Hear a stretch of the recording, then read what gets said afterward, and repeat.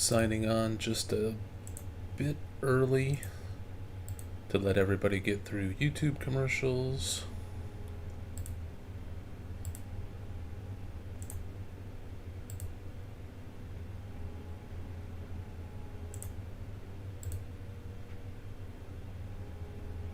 I don't see my live up there yet.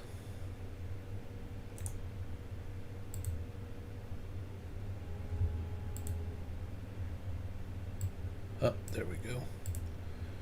We are live. If I can, oh good, we've got questions already in.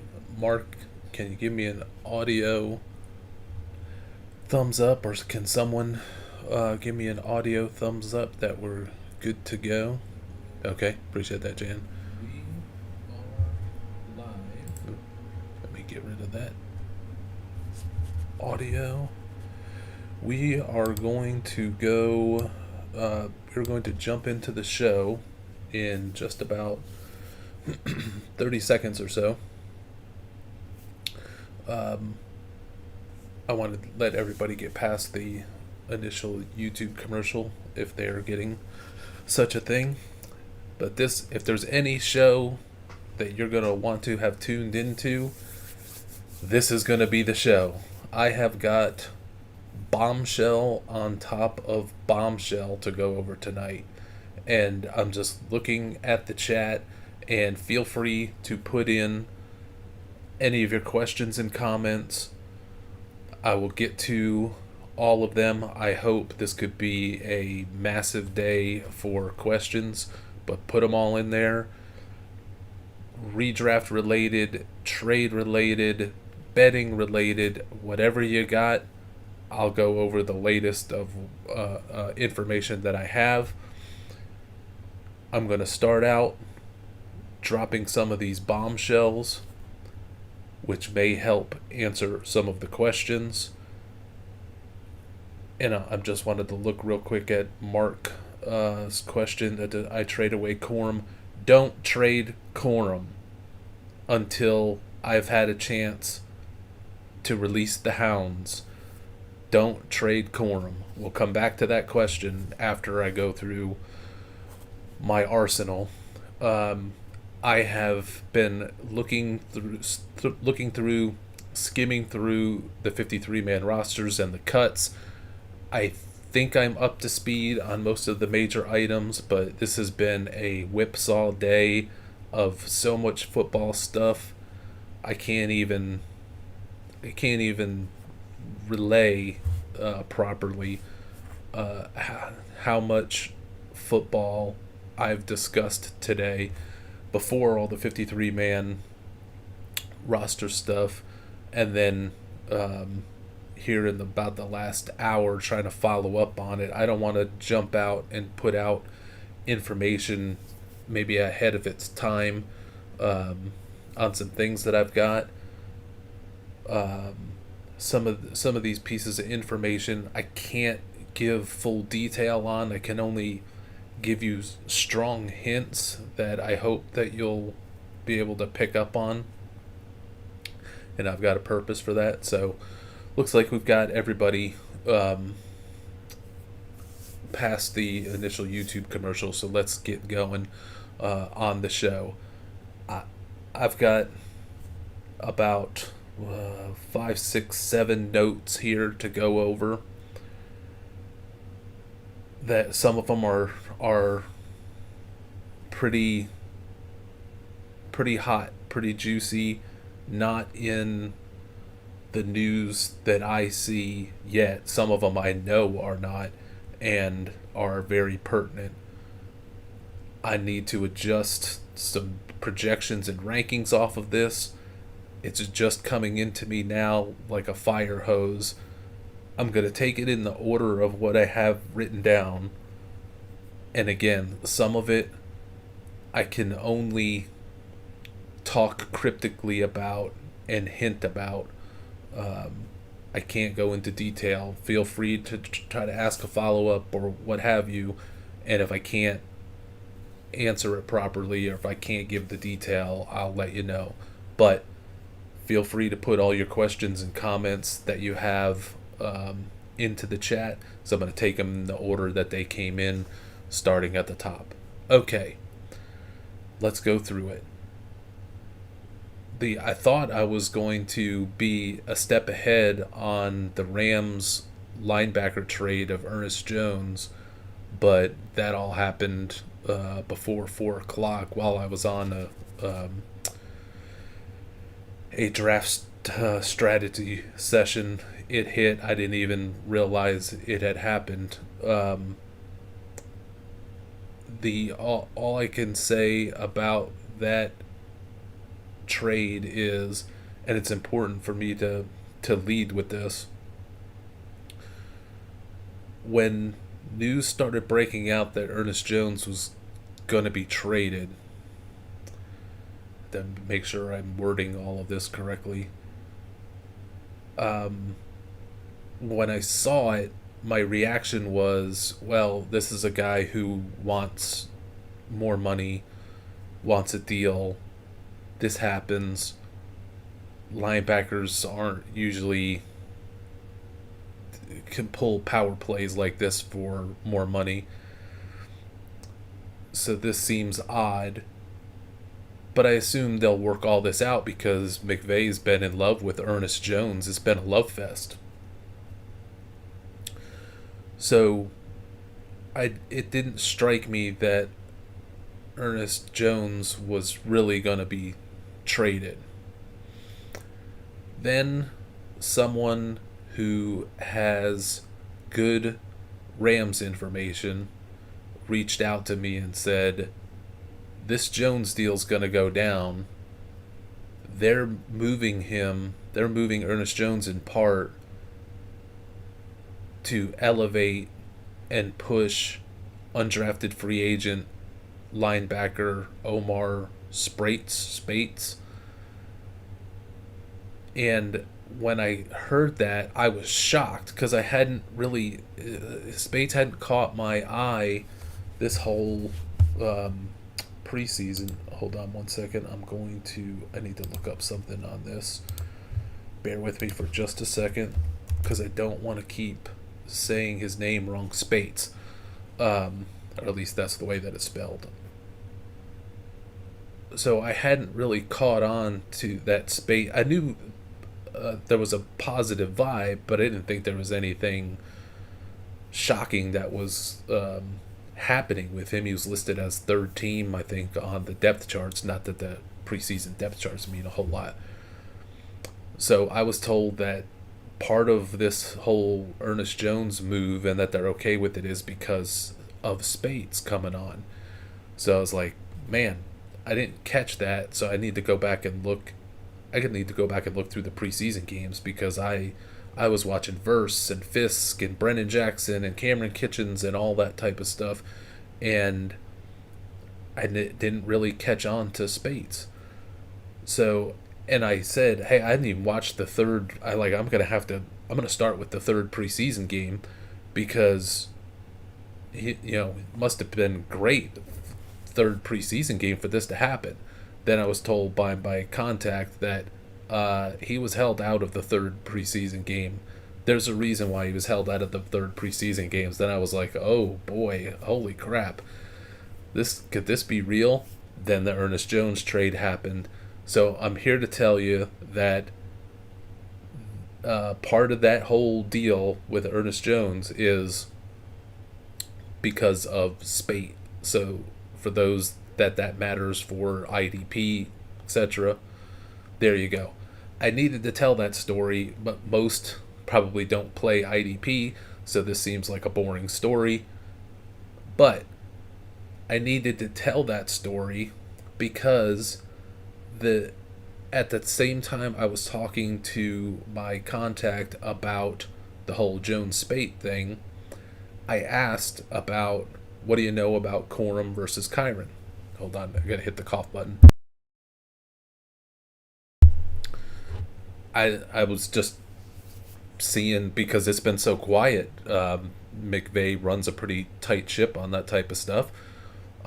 Just like the Spate Ernest Jones thing kind of came flying out of the blue. It wasn't like there was a whole bunch of talk about that. Your Adam Schefters and all that kind of stuff weren't on any of that type of stuff. Nobody was. So I thought, I'll see if what they know about Corum and Kyron Williams. So my contact was of the belief that the Corum thing is real and that Corum may get the push right away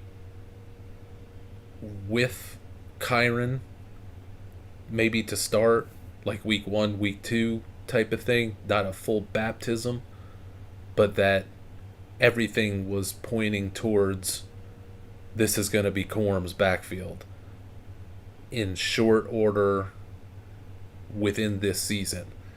So I was taken aback by that. I'm like, that is great information. That's great to have. Like it makes sense because the Rams used such a high draft. I mean, you don't draft the third round. You don't draft a running back in the third round when that's where the top running backs went off this year. There wasn't any first round running backs talents considered by the NFL.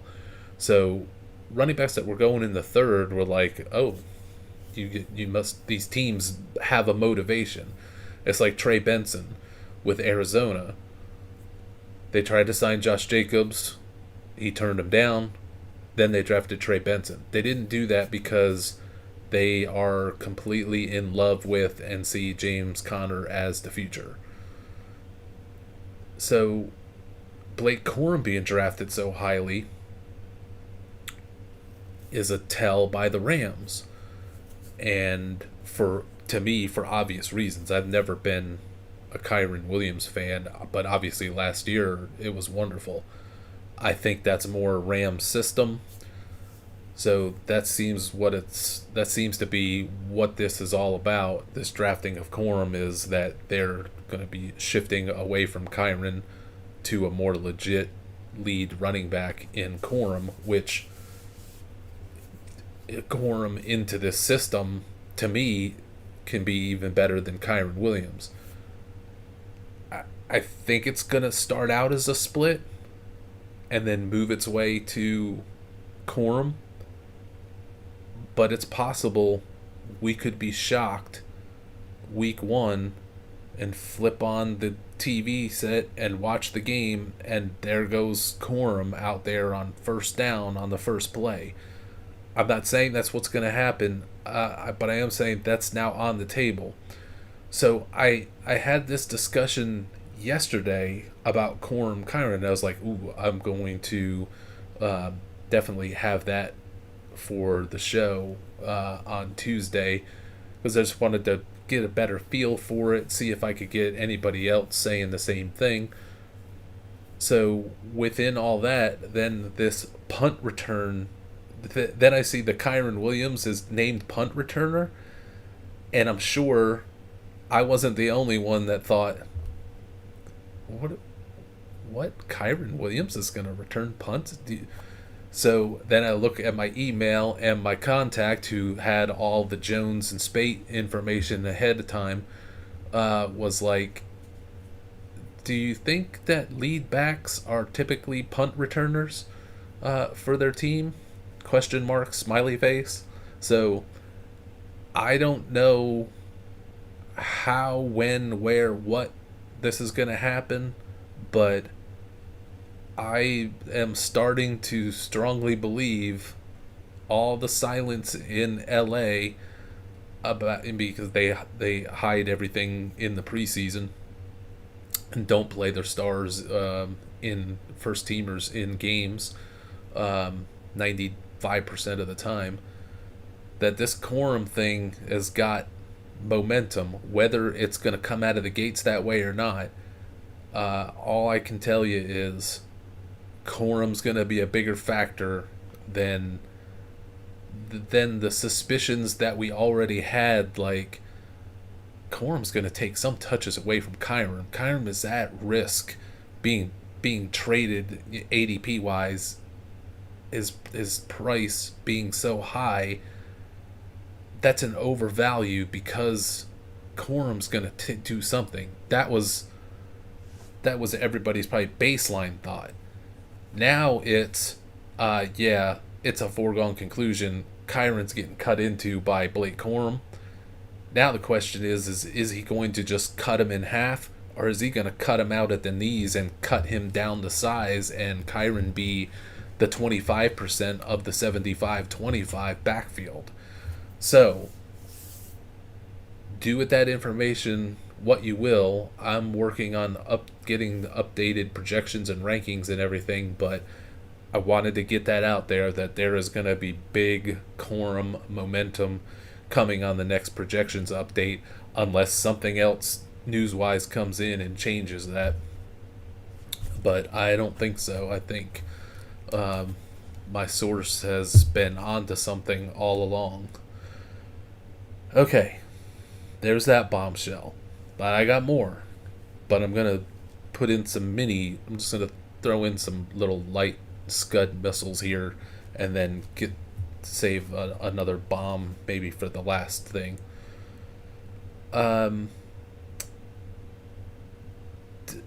In kind of betting news, DST news, something to pay attention to. The Detroit Lions have 2 moves happening today that are really, if you're into the Lions as a Super Bowl contender, I think most people consider them a Super Bowl contender. If you're going to take them serious as the power of the NFC, 2 things occurred today that really starts to push them even better as a football team, if that's the right word. A 1-2 punch of information that's not high level stuff, but it really is impactful. The first of the 2, the least impactful of the 2 to me is, and you may have seen it in the Roto news, the Lions are going to sign Tim Patrick. I guess they're going to put him on the practice squad, and then just get him in and then move him up to the main roster. That the Lions were aching for a third wide receiver, a veteran. We had been talking about that this summer. I may have stumbled and thought about Tim Patrick along the way. I would have hoped to maybe be somebody better than that. But of all the veteran wide receivers that have become available through all of the cuts, Tim Patrick is probably the best of the bunch. So he's going to help fill a need for the Lions. But the biggest impact in the news this day is filled with such news of trades and big cuts and IRs and 53-man rosters and all that. DJ Reader, the great run stopper, defensive tackle for the Bengals for the past couple of years, who got hurt last year, and the Bengals let him go because he's one of the top defensive tackles, especially as a run stopper, in the league.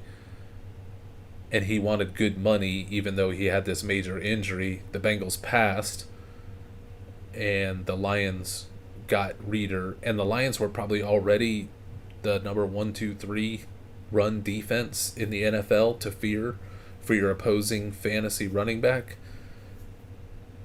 And then I thought, boy, if they get DJ Reader back, by mid-season or what have you, that's just another big log on the fire. He got lifted off of IR. He's not going on the PUP list. He's getting ready to start practicing. So the Lions got some really good news today for a team that's within reach of being a Super Bowl champ this year. There almost should have been last year, but things just keep getting better for the Lions. Two Buffalo Bills notes. I am led to believe that Joe Andreessen, the undrafted free agent rookie linebacker who has captivated me, captivated the city of Buffalo. He's a beloved player already. I am led to believe he may be starting week 1 in place of the missing, again, Matt Milano.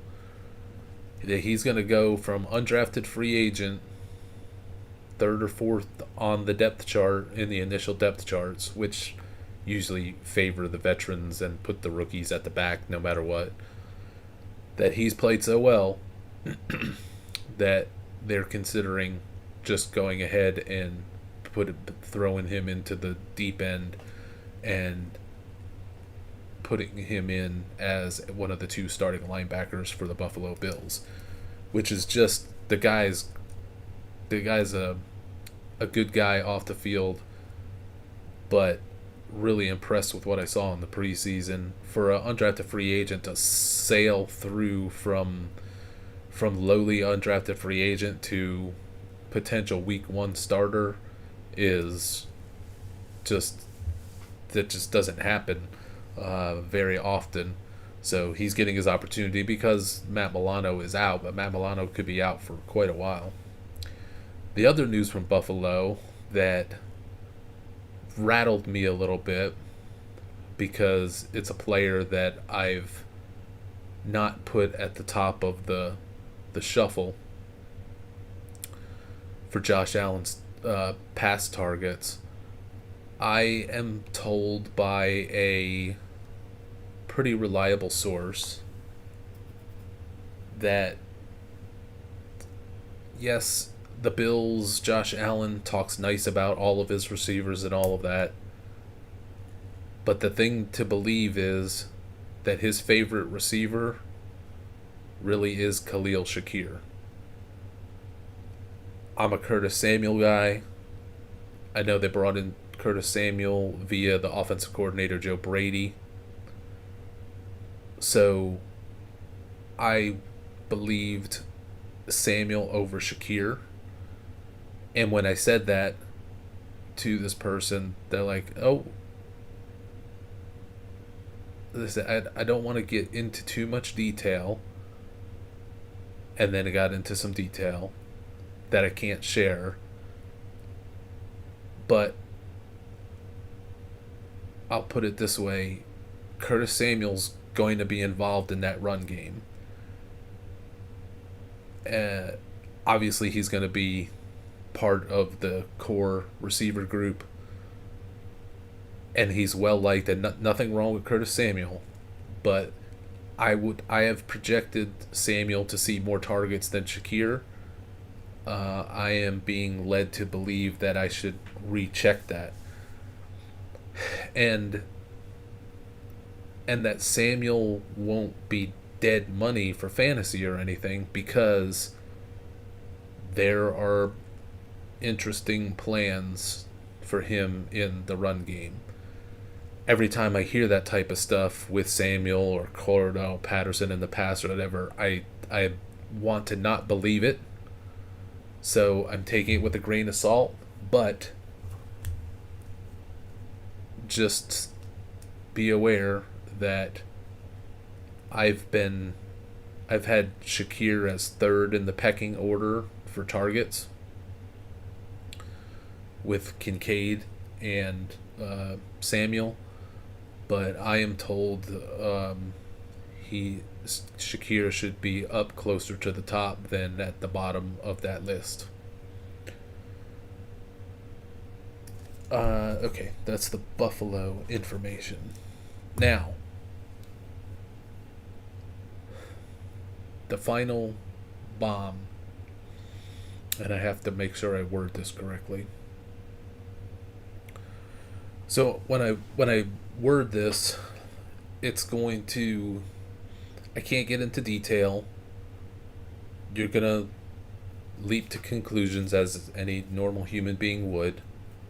I'm not gonna verify uh, your um, your conclusions, or I'm gonna try not to.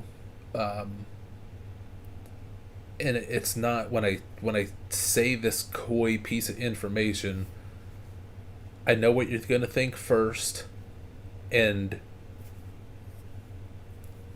it's not fully what you're gonna think first. Is maybe the best way that I can put it. If I can be so bold as to guess what you're gonna think first, but I want to put this cryptic message out there because of the ripple effects it could have for betting on the Browns. This is going to be about the Cleveland Browns, the pass game, etc. And my comment would be, my cryptic comment would be very wary of Deshaun Watson this season. I can't say any more than that. So, Amari Cooper, David and whatever you think of that offense, of that passing game, of that team, be very wary of Deshaun Watson this season. That's all I can say about it. I'll have it reflected in my upcoming projections, and it's not like, if I say be wary of Deshaun Watson, your mind is going to go to, well, then is there going to be another quarterback in his place or what have you? Even if that is the case, Jameis Winston is gonna, he would be the number 2.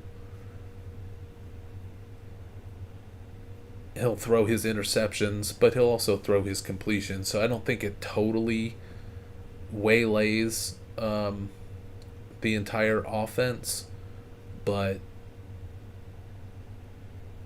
and who knows, maybe it'll improve the offense because it's not like Deshaun Watson is that great, but be very wary of Deshaun Watson this year. And with that, I will be taking down Amari Cooper projections. Not radically so, but Amari had been my clever, maybe a couple weeks ago. I did a lot of Amari Cooper in the 4th or the 5th round as a value wide receiver. I will be off of that train. I will be moving on to some other people in that 4th, 5th, 6th round, depending on the size of the league and all that. So, those are my bombshells. If you have questions on specific players who got cut or what something means of the 53-man roster situations and all that, feel free to put it into the chat. I'm going to try to figure out the best way to process all the 53-man and IR type of stuff.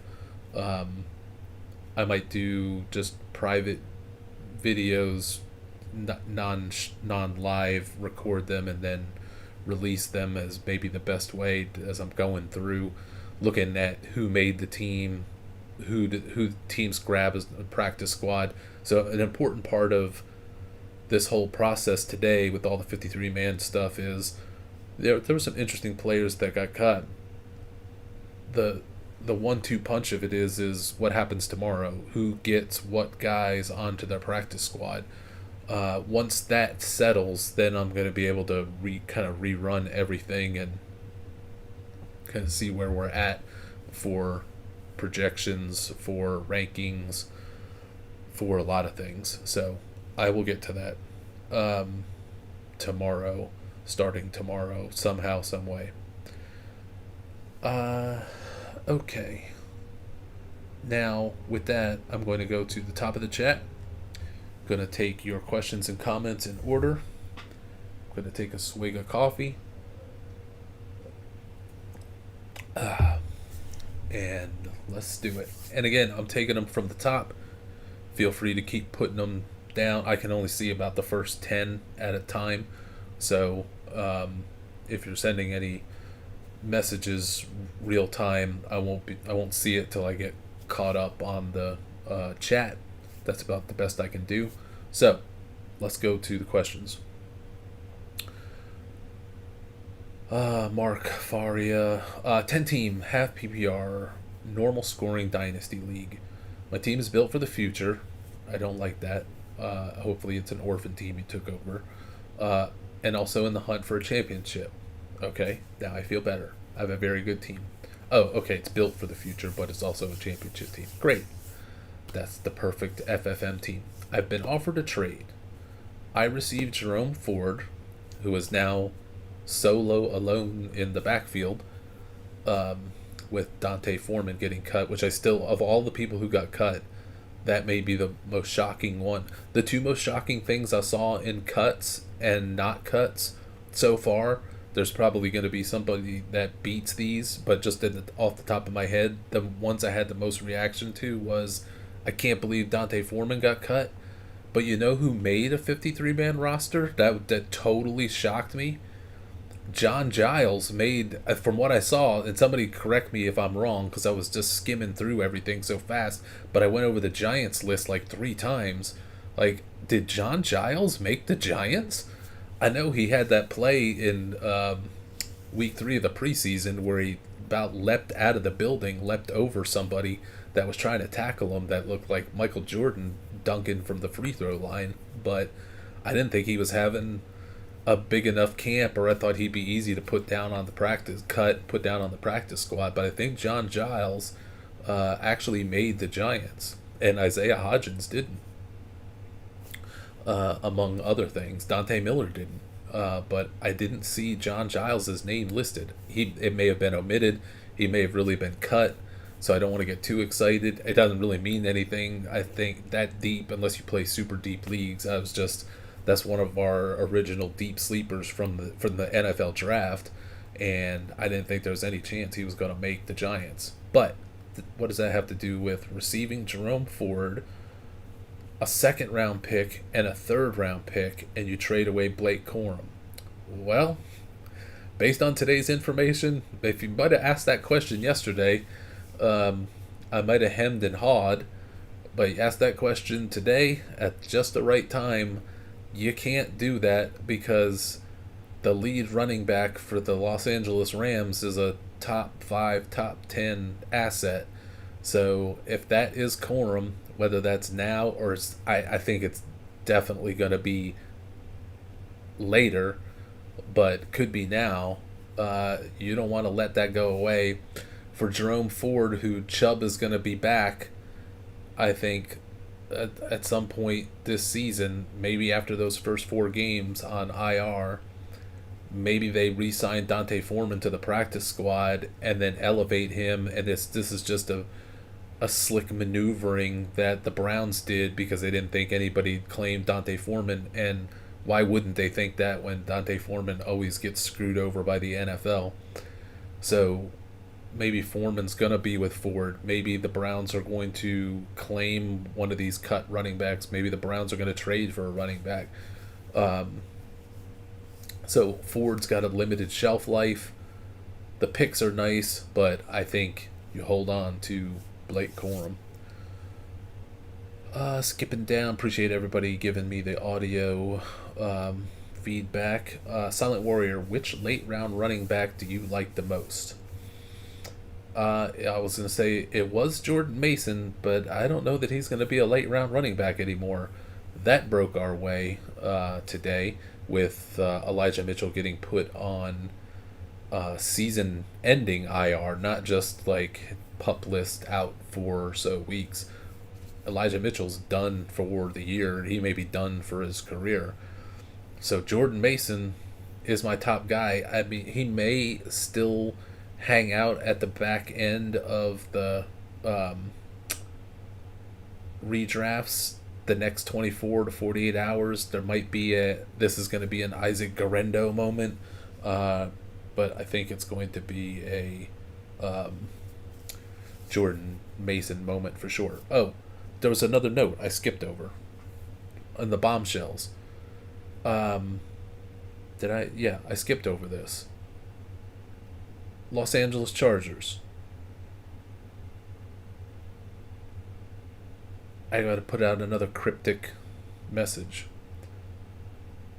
Uh, my cryptic message from the Chargers is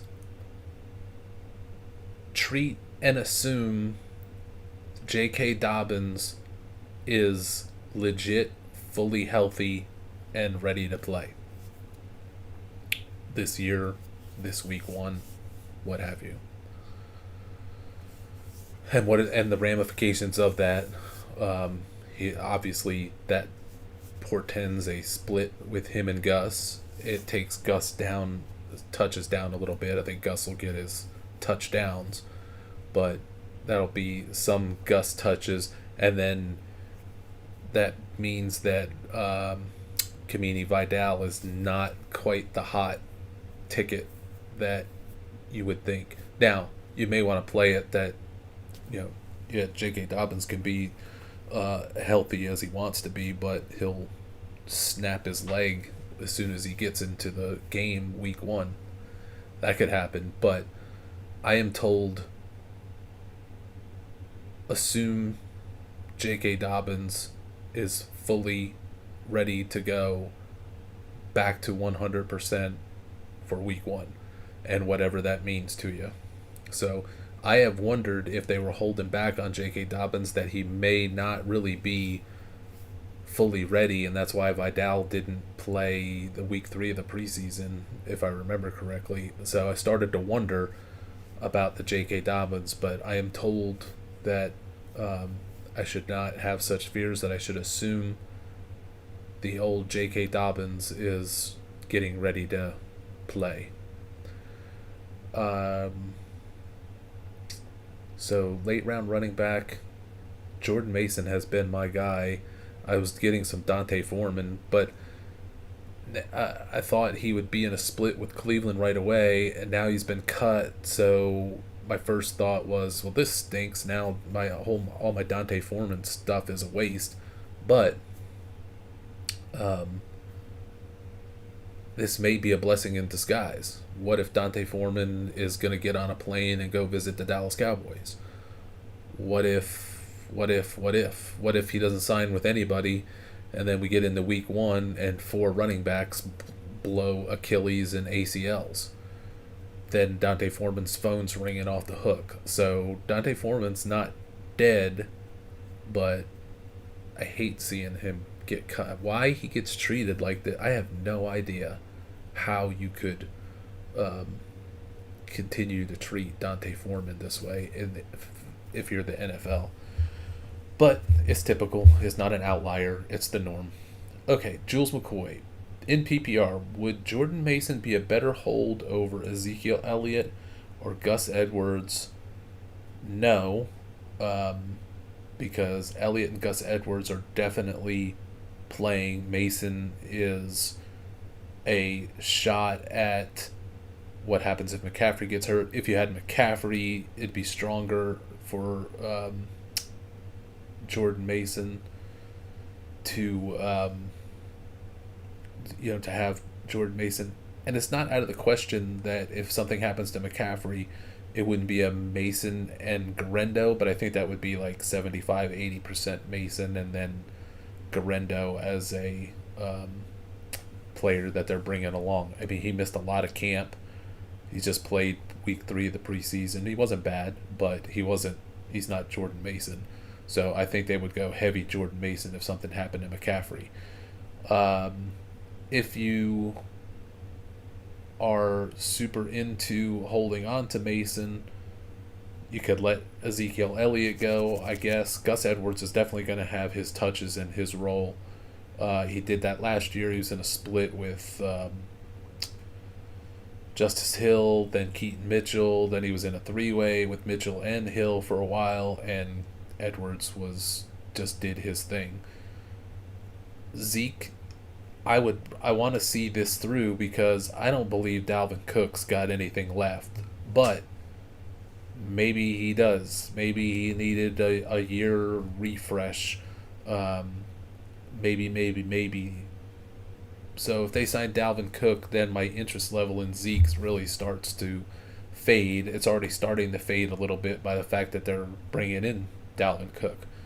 But we could see Dallas bring in Dante Foreman. We could see Dallas bring in a number of guys that are going to work with Ezekiel Elliott.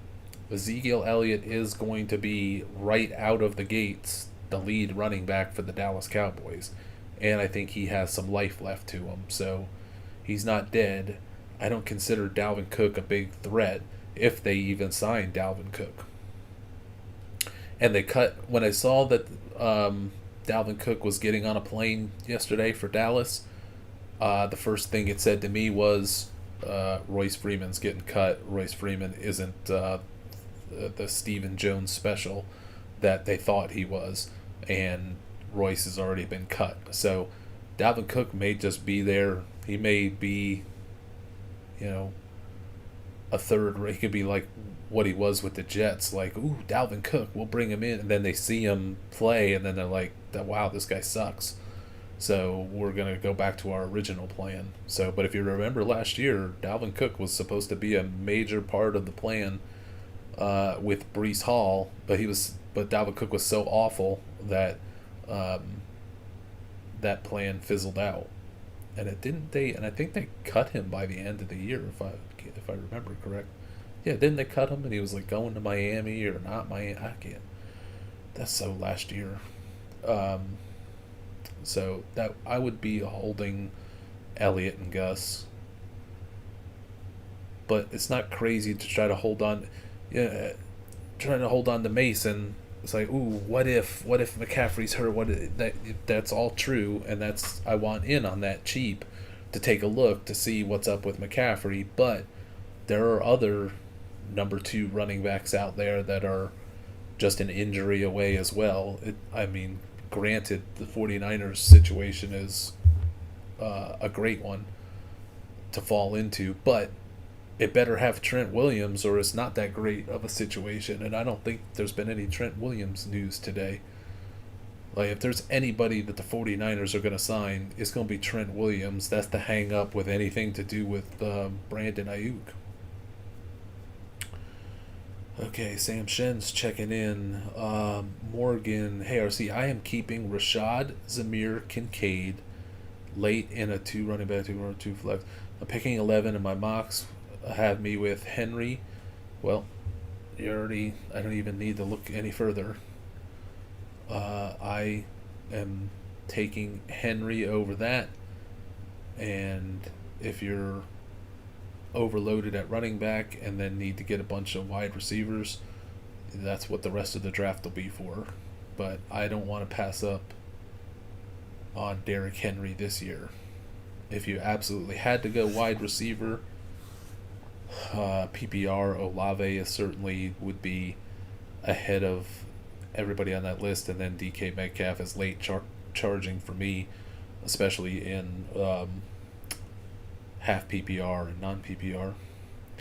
Sam Shin asking about the reaction to Kyron Williams for the punt returner of the Rams. Bet you didn't think that was going to be my reaction. The show start. Silent Warrior, between Anthony Richardson and Jaden Daniels, is it worth trying to get more running back wide receiver value early to try to wait for Jaden in 4-point passing leagues? Is it worth trying to get more value early to try and wait for Jaden? So this is a take Richardson or Jaden Daniels. It's not crazy to look at Jaden Daniels a couple rounds later and think, okay, that's the way that I'll go. I'll get late quarterbacks. I'm gonna get running backs and wide receivers ahead of that. There's nothing wrong with that, with the exception of Jaden Daniels is a rookie. it could take him a week or two to kind of get his feet underneath of him, and then um, you're going to maybe be hesitant to start him week one. Maybe you just have to and just hope, cross your fingers that he just runs it um, like crazy, which is possible. But just know Jaden Daniels is great, but usually rookies in their very first start, it's a lot to take in. It's a lot happening, and they don't necessarily have giant breakout moments in their first week or two. Then they start to get going. Daniels is different because of the running, so that could work. But my only point on all of that is so you're like, okay, well, I'll get Daniels, but I'll get a number two quarterback that'll really, I can use for week one. The guys that I would recommend, like if you're going to get Jaden Daniels, I often walk out of the redraft with Jaden Daniels and Brock Purdy, Jaden Daniels and Will Levis. But just know, Purdy's got the Jets, the single toughest pass defense out there week one, and he might not have Trent Williams. If San Francisco doesn't get Trent Williams back, I mean, he'll be back, I'm sure, but maybe it goes a couple weeks. If they don't have Trent Williams, Purdy is not a QB1 for me. So you could have no Trent Williams, and I don't think that's going to happen. I think San Francisco knows everything revolves around Trent Williams, but it's on the table, at least at this point, that Purdy wouldn't be a great option for week one, and Will Levis isn't necessarily a great option for week one playing Chicago. Chicago's got a good defense. I wouldn't be surprised if Levis got over on it. I want to see if he does, because if he does, then we're going to the moon. But Levis also has the Jets the following week. So Levis doesn't have a good start to the schedule. Daniels is a rookie. So just make sure you have a plan. If you're going to go with a Daniels plan, just make sure you have something comfortable for the first 2 weeks of the season.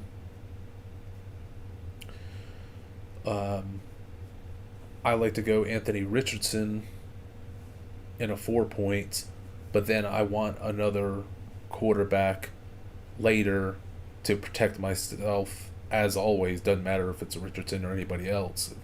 If you're whoever you're drafting, there's plenty of great quarterbacks available late to backstop yourself with in case somebody gets hurt, somebody gets a concussion, bad matchup.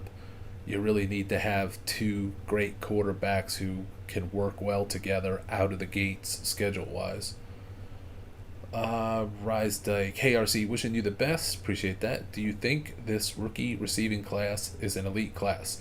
It's the best receiving class I have seen in my 15-year or so history of scouting the NFL draft. And I think there's going to be some shock. There's going to be some guys who we're not really given that much love to that could come out of this as some of the top guys. And I'm not talking about, like, we already know, like a McConkey and Neighbors and even a Brian Thomas Jr. I'm talking like maybe Malik Washington, Jalen Coker, undrafted free agent for Carolina. Like, there could be some other. There's already great guys at the top. There could be some great guys that on the back end. Like, this is some of the best undrafted free agent wide receivers class on top of the great drafted class. Mark Ziniel, if I'm pronouncing that right. Thanks, RC. Picked up Jordan Mason on your recommendation and Eli Mitchell on season-ending IR today. Yeah, I mean, so now everybody who got Mason ahead of time, now you have options. Now this is a trade chip to the McCaffrey owner if you need it. And you don't have to trade it right away. You can make them suffer for a bit and just let let the season go a week or two and see what happens. Jordan Mason, as the handcuff to McCaffrey, shouldn't go out of style. But if there's any type of news negative on McCaffrey with his calf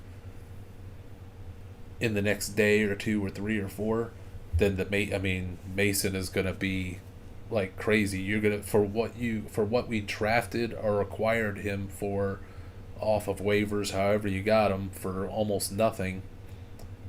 He's gonna have sudden value every day, even if McCaffrey's totally fine. He's got a sudden value just off of that Mitchell information from today. Mark Faria, 10-team, normal scoring. I need to drop 2 players of Zacchaeus, but you got the wide receiver group from Washington. Ray McLeod, Sean Tucker, or Emmanuel Wilson. I would drop Zacchaeus. I mean, I can't imagine even Zacchaeus. He's not going to be a consistent producer. He might have a game, but eventually McCaffrey will overtake him. Zacchaeus can only go so far, can only be so worthwhile. So he's out for me because I think if something happened to Rachaad White, whether you have him or you don't, Tucker's going to muscle his way in there and be something. He may be everything. So I'm not letting go of Tucker, and I'm not letting go of Wilson because, yes, Marshawn Lloyd, who I always want to say Marshawn Lynch, Marshawn Lloyd didn't go on IR, but he still has a hamstring issue. We still don't know if he maybe will miss a week or two. Then we're Josh Jacobs' event away from all of a sudden Emmanuel Wilson finds himself getting the spotlight, and what if he crushes it? So the upside of Tucker and Wilson far outweigh the cuteness of Zacchaeus or McLeod getting, having a good game here or there. Like you're never going to have them in the lineup, I would assume, for when they have their good game. Mostly they're going to have meh games, non-fantasy worthy games, so why even bother? Like, you're really not going to put those guys in a lineup unless desperation sets in. Mike Paul, PPR Dynasty, picked up Jordan Mason. Big time competitor has McCaffrey. I have Breece Hall. Today he offered me Allen for Mason. That's the perfect trade. You need and want Allen. He needs and wants Jordan Mason. So it just covers you. Because if you lose Breece Hall week 1, I know, what if McCaffrey goes down and then I lost the ace Jordan Mason. I get that, but the reality of it is, if you're banking on Breece Hall and something happens to Breece Hall, it's just a perfect fit into the situation for yourself for fantasy. It's right there. If you're holding on to the Mason card, then you're just always banking and hoping and wondering, man, if McCaffrey could go down. Well, he's got as much chance of that as Breece Hall has of going down. So it just seems like better continuity for Allen. Then you don't have to worry about, well, is it fully Mason or is it Mason Garendo? And Braylon Allen is a boss. So I'm not against trying to hold Mason just another day. I would say this. Wait a couple days. Just say, I think I'm going to do that, but just give me a couple days because I'm working on other things. Buy more time. We want to see Christian McCaffrey back at practice. Once you see that McCaffrey's healthy, then you might as well make the deal because everybody's healthy. Everybody's at risk of getting hurt. It just makes more sense for you to have Allen. Given that you have Breece. Samson, RCD do you think there will be a big change on fantasy draft rankings after today? I have a draft coming on Thursday and I need to rely on the rankings. Yes, there's some big changes coming, and I'm gonna try to get them out by Thursday midday. I'm gonna try to update the Dynasty rookie draft rankings and the draft guide. One or the other will happen tomorrow because there's just too much stuff. Too many bombshells hit today, but what I've been waiting for is I want to see where all these. We're not done with the chaos yet because all these free agents, Dante Foreman, what have you, are all going to be signed by different teams, and could change the outlooks of things that way, or there could be another trade that occurs because now that the rosters are set, teams have needs, teams have excess, and something may happen. Um, so after tomorrow, we'll have a better read on where all these people are winding up. So, but I'm thinking I'm going to push the draft guide update tomorrow because the things like the Corum and the cryptic Deshaun Watson, I mean, all of those effects doesn't matter what undrafted free agents sign where or what cut guys like Dante Foreman where they sign is not going to affect those bigger bombshell moves. It's going to more affect the dynasty rookie draft rankings where some of these guys end up going, what cute running backs that got cut maybe go and get picked up by a team, and now that's going to be a little pressure for existing running backs. Where Dante Foreman goes can change some things for some people, for some existing players. So it's probably going to be draft guide tomorrow and then dynasty rookie Thursday. I'm trying to get them out as fast as possible. Right now, the football news and football information is coming at me like it's coming out of a fire hose that I'm trying to drink. It's crazy. So I'm gonna try to get everything out as fast as I can. But tomorrow I'll probably work a lot of draft guide. There may be my notes in the morning. Then there may be a long gap until the next game report comes out because I'm working on all the draft guide updates. Mike Paul, same dynasty league owner with Anthony Richardson, offered me AR for Purdy and Nakua. My quarterbacks are Stroud, Jaden Daniels. My other main wide receivers are Amon Ra, AJ Nico. Make the trade. I don't think you need to make that trade. Having Purdy, I mean, you got a strong quarterback group, and Purdy's a QB1. I love Richardson and all, but you got plenty of quarterbacks there. And then, so you're going to get somewhat of an upgrade. If this is 4 points, passing touchdown, you're going to get an upgrade with Richardson, but then it's going to cost you a Nakua. That's a lot to pay. So I'm inclined to say no to that, just given your whole situation. You got a great quarterback situation as it is. I'm all down for exploring Puka Nakua trades, but I don't love that one. And because people just don't respect Brock Purdy. He should be valued a lot higher in that, but the rankings and trade analyzers and all that treat him like he's junk, so that therefore you get these type of offers. Like, the offer probably should be, for fairness, it's Richardson for Nakua, but really then they should probably add more than Richardson than for Nakua by the book, which I don't go by, but just trying to get into their mind. Like, Richardson's worth less, ranked lower in Dynasty overall than Nakua, just by virtue of quarterbacks versus a young wide receiver like this. So the deal would be more Richardson plus something for Nakua. So I don't see any reason for you to have to do that deal. Silent Warrior, sleeper reporting the Cowboys are interested in Cook. Saw that you commented that Zimmer is pushing for it.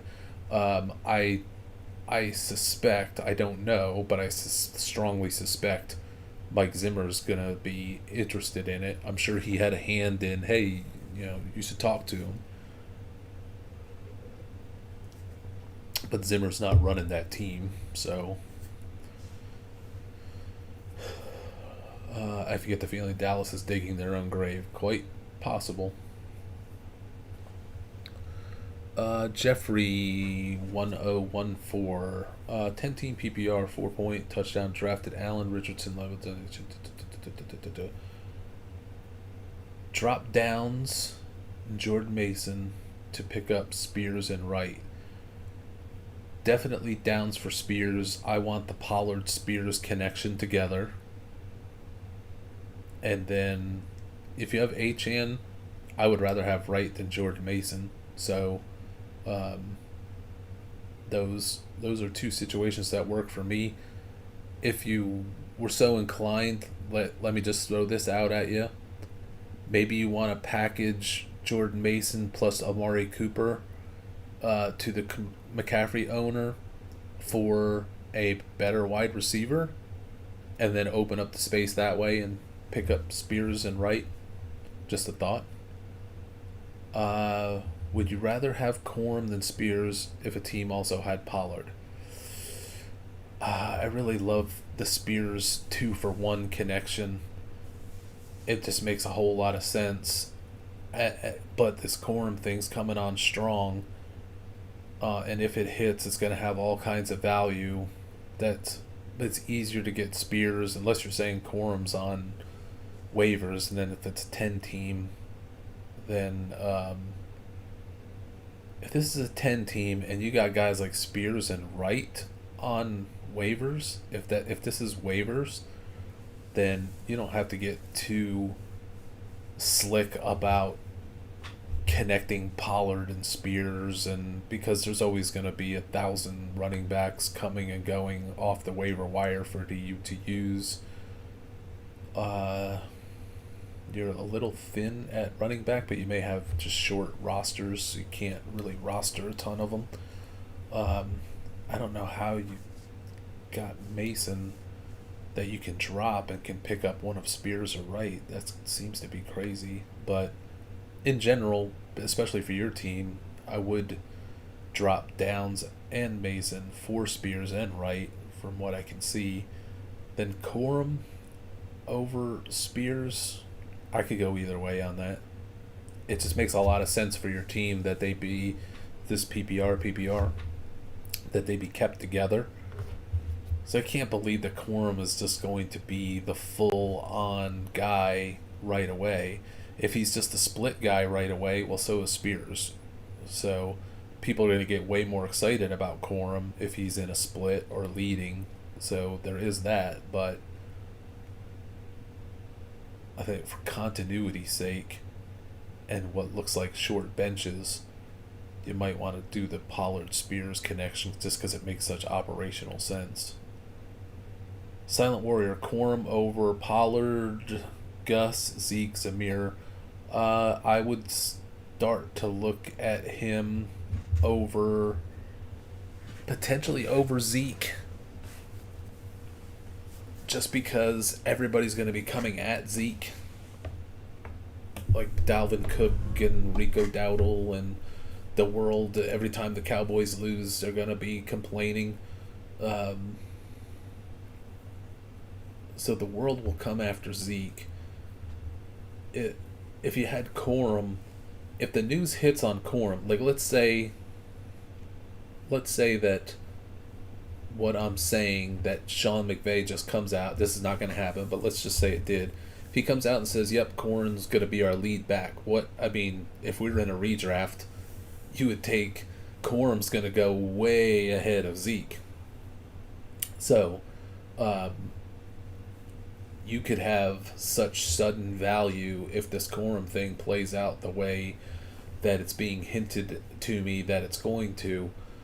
Even Corum in a split is going to be so hot that it gives you value to trade or move or what have you. So, I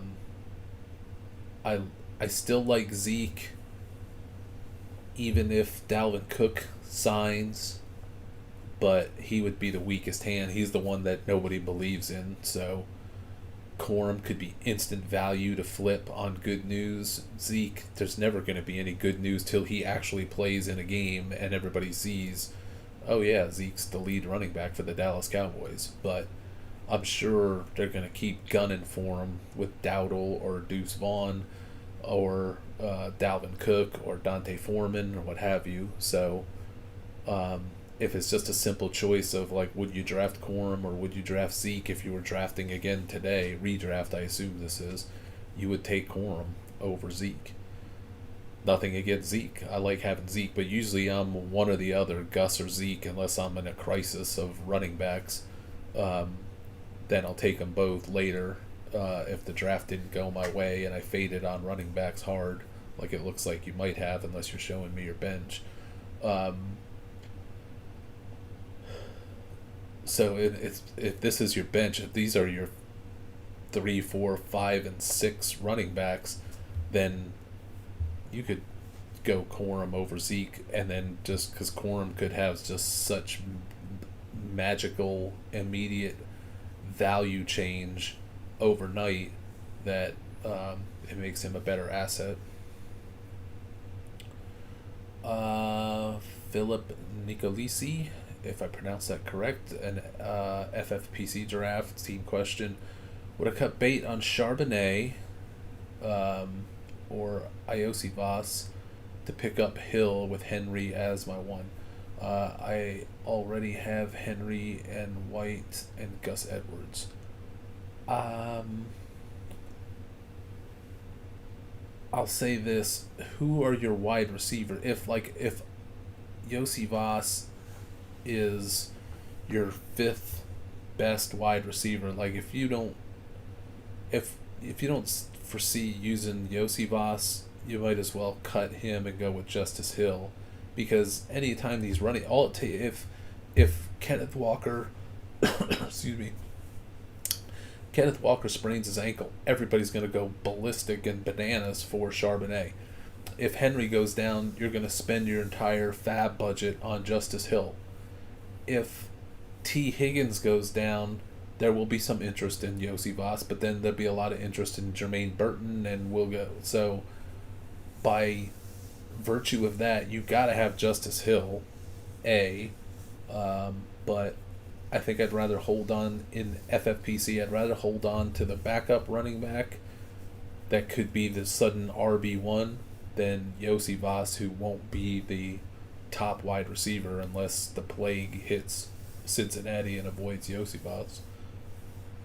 G Sox Locks ARC question. I was able to get the 1-3 Dynasty Keeper League, had to trade 1-8 and 1-10 and Rashid to get the 1-3. So now I have the 1-3 and 1-9. Oh, so this is a rookie draft, or what's going to turn out to be a rookie draft. 1-3, do I take Bowers or Odunze? That depends on your team's needs. I'm more for Bowers in that spot. Need a tight end and a wide receiver. Depends on how badly you need one of those. I'm with Bowers for fantasy in general over Odunze, but Odunze is fine, and he's got trade value. I don't really want the 1-3. I wouldn't just because Bowers could be fine. Odunze is going to struggle with the Caleb targets, but Odunze has a lot of name value. I could look to trade that 1-3 for something more secure. But if you're going to be there and taking at the 1-3, if I had to pick between Bowers and Odunze, I would end up picking Bowers, especially if my team was ready to go for this season, that they were going to be a legit to win a title. I want players that can impact and help me right away, and I think Bowers will. I don't know that Odunze will. Okay, and all you've got is Musgrave. Yeah, so it makes it... There's a lot of... Tucker Kraft is going to get a lot of snaps talk in Green Bay. Not that Musgrave is going to be dead, but just not going to be amazing potentially.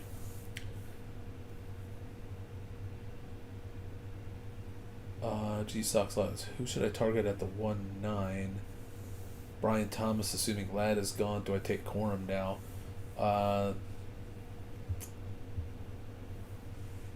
That's a good question. If this is PPR. This is PPR. I'm probably more with McConkey. I love Brian Thomas, but man, do I not trust Trevor Lawrence in that equation. And again, we're talking with, you got a lot of great options and you're trying to figure out which one. But this Corum news that hit me today, I don't know that it's not Corum. I don't know that we don't take Corum as seriously as the top running back to take in dynasty rookie drafts. If this is real, reliable information. Chris Markey RC, what are your thoughts on a best ball stacked with Titans? Test it out and get Pollard, Ridley, Spears, Hopkins. I like it. I'm not in love with Calvin Ridley, and I don't think Chig is going to pay off for you, so I would do the running back stacks with Hopkins. I don't Ridley, I guess, but for what you have to pay for, I'd rather get a real other wide receiver. Hopkins is a value. Pollard and Spears is a nice combo to have. And then if something happens to one, the other one's going to be an RB1 in PPR. But together they can both be RB2s in PPR.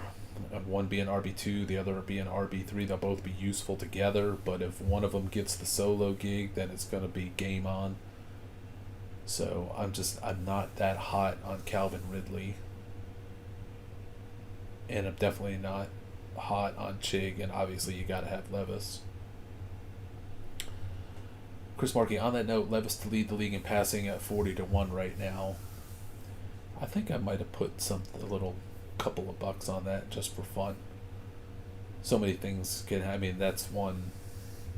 It's cute at the odds, but I'm not pounding the table for it. Jansewicki, does Patrick hurt Laporta? No. It probably only helps the offense a bit because I don't know that anybody's that afraid of Jameis and Williams. These guys are going to be on the outside. It may help take a little bit of heat off of Laporta because it's not like Tim Patrick's going to become this go-to guy. It's just Tim Patrick is going to draw more respect in coverage than Khalif Raymond or Jamison Williams, so it should help the other guys. I don't think it's going to hurt them, though. Silent Warrior, you called Patrick to the Lions. You said if you were their GM, you'd be waiting for Patrick or Sutton. Yeah, I remember as I was talking about it earlier, I started remembering, I think I talked about trying to get Patrick or trying to get somebody in that was going to be legit available as a third wide receiver, or actually would be a number 2 on the outside. Tom Finn 2018 with Ernest Jones going. Oops, I just flipped too fast past your question. Give me a second to Tom Finn 2018 with Ernest Jones going to the Titans. Is Cedric Gray still worth holding? I don't like it. I don't like what I've heard about Cedric Gray from camp. I'm sure he'll get it together because he's a talented guy, but now you got Ernest Jones there. I think this is more of a problem with Jack Gibbons is going to be the one that takes the hit. Gray is definitely more in the future. And I was just going to say, you picked up Andreessen. You should also probably, if you can get to Spate from the Rams over Cedric Gray, is a lot closer to Andreessen, and Spate are closer to the prize than Cedric Gray is. Sam Shen, this video should be member only when the stream is finished. This was a juicy one, but I would say most people that are on this is only going to be people who are aware it's happening within FFM, and most things that I say to outsiders, they do not believe it. I can proclaim many things and it will not be believed. So only the believers, who make up 90, probably 8% of who's on watching this and who watches it after the fact, will be taking this information. But when we get to the regular season, a lot of those streams will be private only. When we get into the season, we go dark.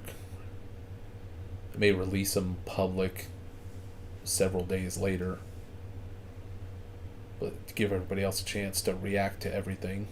But like the Tuesday night shows and the Sunday morning shows are all set to be private, where we'll have a link, we'll have something posted on FFM for subscribers, and you click the link and you're in, and nobody else knows that there's even a stream going on. G Sox Locks. I have been mocking my keeper league with Chase and Pacheco as keepers. At the 2-6 in a mock, I find Rashad, Debo, Waddle available. Henry isn't falling, but if he does, who of those four? If it's half or non-PPR, it's definitely Henry. If it's PPR, I'm going to lean Henry just because I think he's going to destroy things in Baltimore. That he's going to have one of those flirting with 20 touchdown seasons, and definitely get his yards and all that. But Rashad in PPR is pretty attractive. Chase, Pacheco, yeah. So, and I'd go with one of the big running backs. I would not be dancing with those level of wide receivers. Silent Warrior, why does Todd Bowles continue to snide Rashad? Did he do something? Did he say something against Rashad? He after the game this last week, he actually said nice things about Rashad, which for him to kind of say mild nice things is like somebody else doing a song and dance and shouting it from the rooftops. So my confidence in Rashad, I was telling this to somebody today, that week 3 preseason couldn't have gone any better. Had Tampa Bay gone out there and Rashad got the first carry and just took it straight up the middle and outran everybody for a 70-yard touchdown, it would not be as good as the way that it played out. That we got to see a long drive with several plays where they'd never brought in Bucky Irving. They were giving the ball to Rashad. They set up a pass game play to Rashad on purpose, and then they capped it off with Rashad for the touchdown. It's the perfect thing to see.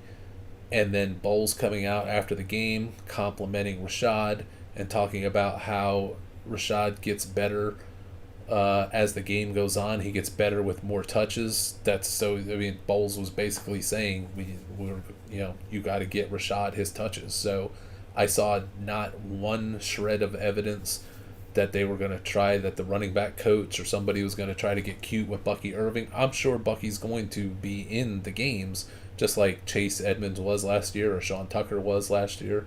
You can't just run these guys into the ground. But I saw what I needed to see for Rashad.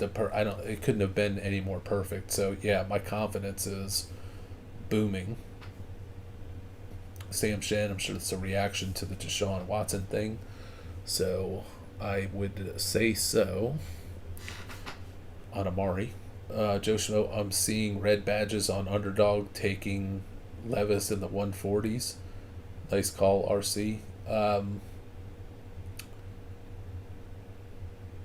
Levis is starting to pick up a little bit of heat. I mean, all it takes is you're competing against somebody who's an underdog randomly that might be a subscriber, then everybody's going to be in the chase for Levis late.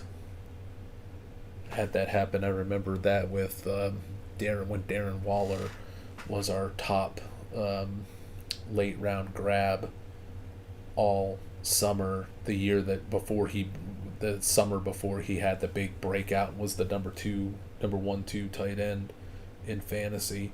We were pounding the desk for him as a must get to build your tight end situation around. But then right about this time, going into the final week, then all of a sudden everybody was starting to get in on Waller. So I don't.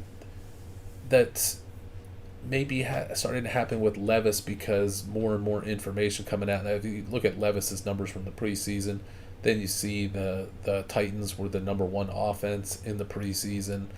I mean, it's gonna happen, whether they heard it from my lips or not. So I'm glad Levis is getting some respect, but I don't want him to get respect yet. I want that ADP to stay down. I want the betting lines to stay down. Silent Warrior, I'm starting to go Cup Metcalf in the Cooper range. I would go Metcalf. I don't really want to get into that Rams mess. I'm sure they're going to be fine, but I like Metcalf in there. I like reaching up for Rashee Rice if I have to, because if he's not getting suspended, that's a third round wide receiver in Kansas City with Marquise Brown a little bit in question. So I like getting Metcalf in the Cooper range, or if I miss out, then Rice maybe a round or two later. Sam Shen, Metcalf would be my priority in the fourth. Yeah, I'm saying it now. DK Metcalf is the ticket for. Write that down, actually. He's the ticket based on this latest Browns rumor mongering that I've done. Joe Schmo, the same contest, Levis ADP is around 170, so people are catching on to Levis. Yep. It was only a matter of time. We made it pretty far before they figured it out.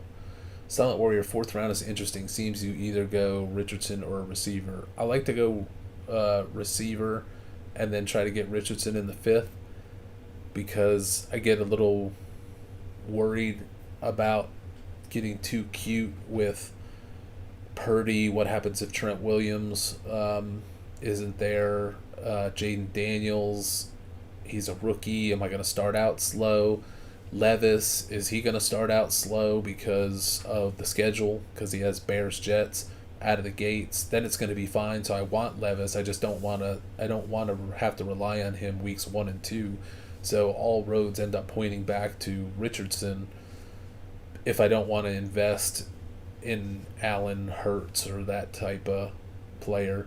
But if I have to, Joe Burrow, yeah, there's a risk with his wrist and all that kind of stuff. But I mean, we forget that Joe Burrow's really a better quarterback than any of these guys, better than Stroud, better than all of them as an NFL talent. He's got his full host of complement of wide receivers. There's just the risk that he falls on his wrist and braces himself and aggravates the wrist surgery that he had. But that may be overblown, and we're missing a big opportunity with Joe Burrow. So I don't want to start out slow because Purdy has a bad week 1 matchup. Daniels is a rookie, and Levis has a bad weeks 1 and 2 or so matchup. They're all going to be great. It's all going to work after that. I don't mind losing in week 1. You're going to have to lose some games in a given year. Week 1 is the best time to lose for those in the waiver priority in order.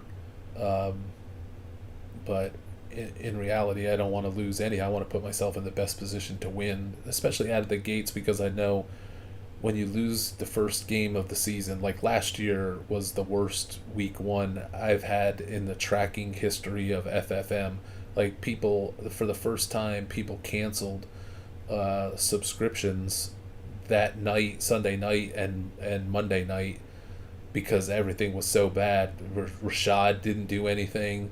Um, I forget what else went wrong. Like, everything went wrong. Everything was bad. Nothing worked well. So people, just a couple bailed, and I was like, oh Lord, this is going to be a season. Then most of us went on 4, 6, 8, 10 game heater. After that, it was the greatest stretch I've ever had in FFM history. Was week 2 to the end. But week 1 started out, it was a complete disaster, and I thought, do I not know what I'm doing anymore? How could I be so bad at fantasy football? Everybody's going to cancel me. This is going to be the worst. And then all of a sudden, that led to the greatest season from then on in general. So, but when you lose week 1, it's like the world is falling, the sky is falling on you fast. When you win, you have this invincibility. It's really weird. And I'll talk about it when we start coming up to week 1 to get us re-prepared, or new people to get prepared. We cannot get rattled by a loss in week 1. There's so many reasons for a loss. Just a bad random week. You could have had a bad match. You could have scored well, but then the other team scored better. When you lose, then all of a sudden you want to cut everybody who didn't perform that particular week. It's a very psychological battle, week 1. I don't want to put ourselves in that position if I can help it. That's why I'm a little nervous about relying on Purdy, Levis, Daniels for week 1 exclusively. Where were we at here? DK Metcalf, the crown is yours. Yes. We were talking about Richardson or a receiver. So I like going Richardson in 4-point, but then definitely getting one of the big guns as a backup, so that I can get them through the early schedule and reap the benefits for the rest of the season.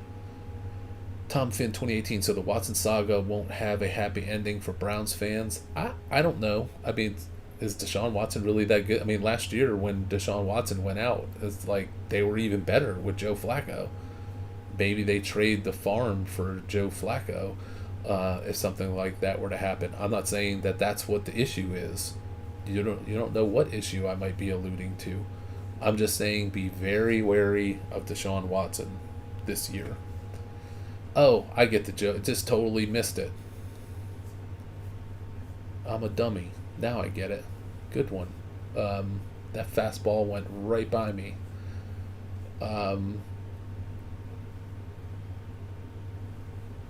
But in all seriousness, maybe it's not. Maybe it's going to be a good thing. Joe Schmo, Keeper League, if that's what happens. Keeper League, 12 team, 3 wide receiver, 2 running back, 1 flex. Would you keep Justin Jefferson for the 108 or HN for the 401? That's tough because I assume your 108, if you were to keep Jefferson and then have your 108 with all of the keepers that might happen, that 108 would probably be more like a 112, just as a guess of players that would, like, people are going to keep McCaffrey and people are going to keep Tyreek Hill and all that. It's just assuming. So it's not bad. Like, if you're 108, if the best player that's going to be on the board at 108 would be Justin Jefferson, except for he'd be gone in a keeper situation potentially, and we're talking 3 wide receivers, I don't know that you can't not keep Justin Jefferson at the 108. Sam Shen, Silent Warrior, that's what I've been debating in 6-point full PPR league draft. I assume we're talking about the Metcalf, Amari, or quarterbacks in that range. G Sox Lux RC, can you go over your redraft philosophy? Do you draft the best available? I have always drafted quarterback, tight end later. always am deep but never win, always semifinal. Your rankings seem to lean running back heavy early. Every season is a snowflake.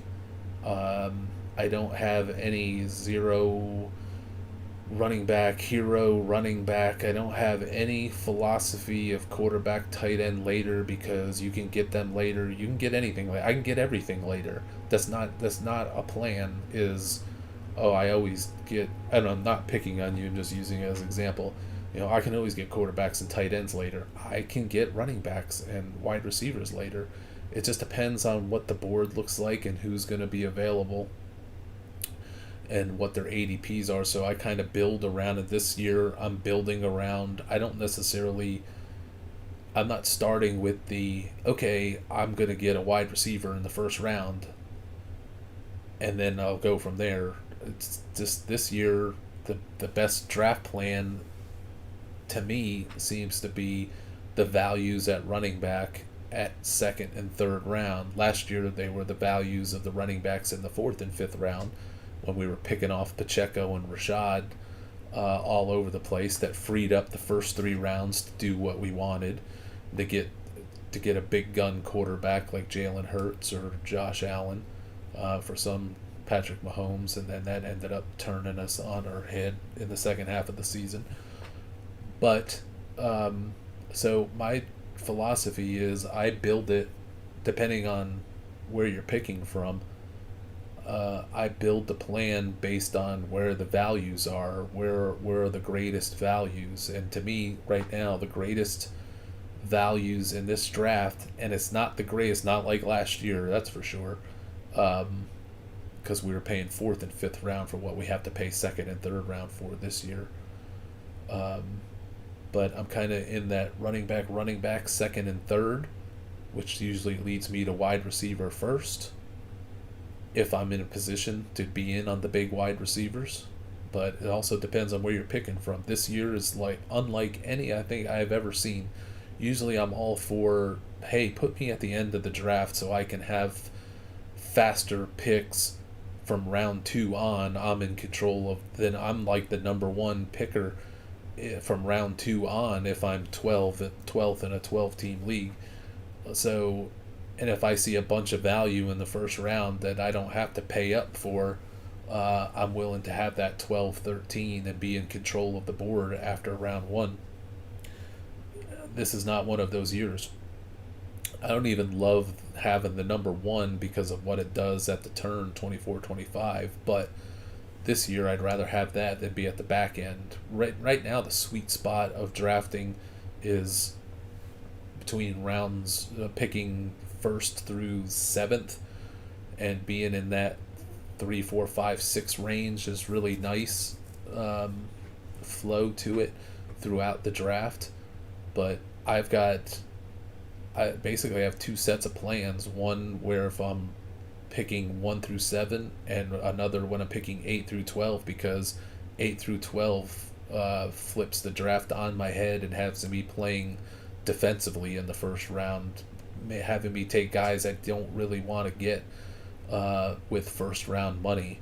So I'm not a best available, I'm not a anything, but who are the foundational players that I'm absolutely going to get for where I'm picking. And most of that are certain special running backs in the second and third round. Then I just kind of build it out from there. Sam Shin and 6 points. I'd lean Stroud. Could maybe get one of them in the 5th, though. Yeah, if it's 6 points, you got Stroud, you got Burrow. Purdy becomes more pertinent at that point. So I'm usually push for the couple of great quarterbacks at the top, but there's just getting to be so many great quarterbacks. That's why I'm not quarterback crazy this year, because there's just more. All of a sudden, Richardson and Stroud are part of the party. Purdy is part of the party. Jordan Love is part of the party. If you want to say Kyler Murray is, the Kyler Murray wasn't even available to us the first half of last year. Jordan Love sucked after the first 2 weeks for the first half of the year. Stroud didn't start to come on till week 3. Richardson was kept getting hurt. Um, it's a whole different world at quarterback now. And Mahomes has fallen off of his perch. We don't know what the new offense is going to do for Jalen Hurts. We don't know what the new offense is kind of going to do for Josh Allen. So the pack is bunching back together again. There's not just like 3 holy quarterbacks and everybody else can suck it. It's like, okay, there's 6 or 7 guys you can plausibly take, maybe 8 or 9. Like, you can't go heavy at quarterback if you think 9 quarterbacks are not separated by too much value, when a lot of those guys are available. You don't have to take them in the 2nd and 3rd. You can take them in the 5th and 6th and 7th and 8th. 4 points, half PPR, redraft. Keep matriculating. Considering your previous remarks, would you rather possess Shakir or Samuel as the final roster spot? Oh, don't ask me this question. Because now I'm wrestling with that too. Like, do I stick with the theory that Samuel is going to be the better fantasy asset because he should be close, ahead, or behind in targets with the Shakir, let's say, but you have the added bonus of what he's going to do in the run game that does not come with Shakir. So I'm still kind of sticking with my Curtis Samuel guns, but I'm putting it out there that there's a lot of chatter about Shakir being Allen's guy. But I mean, maybe you can be Allen's guy and that just be a nice saying, but in reality it doesn't fly. Like last year, my question was, why haven't we seen this yet?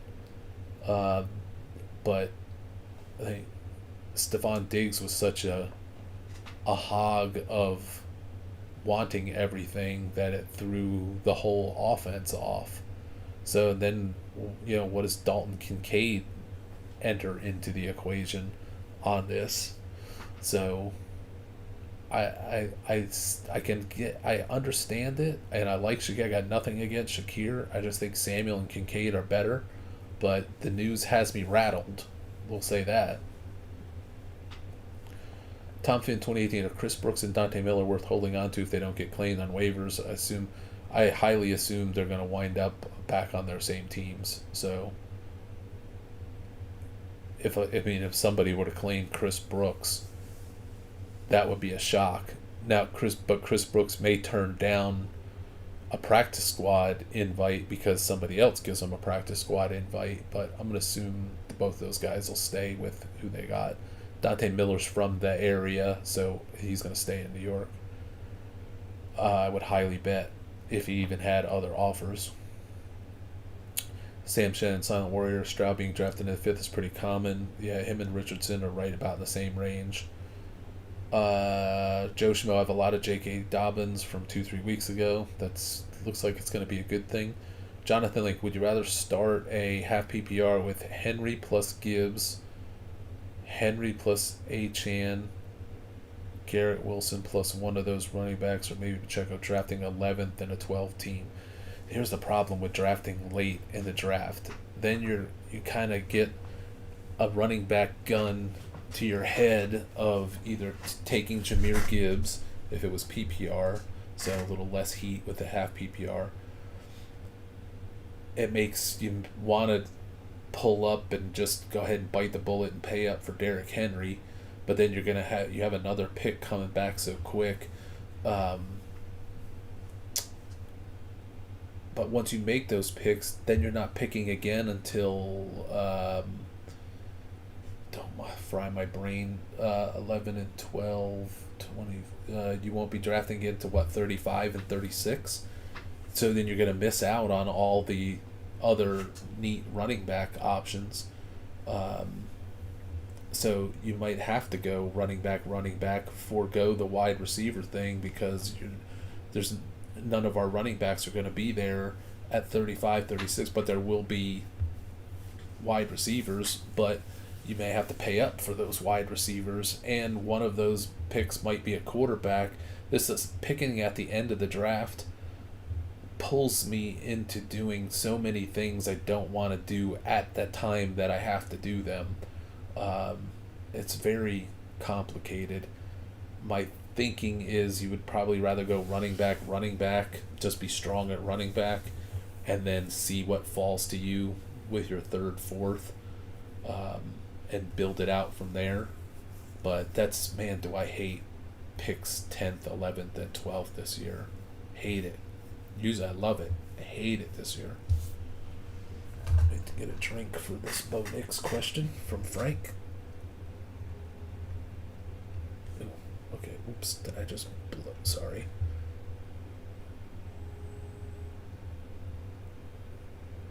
Okay. Frank asks, with Bo Nix named starter for the Broncos, would you still start Seattle defense 1 and 2, or pivot to the Bengals or Titans for week 1? I'm open to any of those options, really. DSTs, to me, put them all in a bag, shake them up, pick one out of the ones who are getting seemingly great matchups.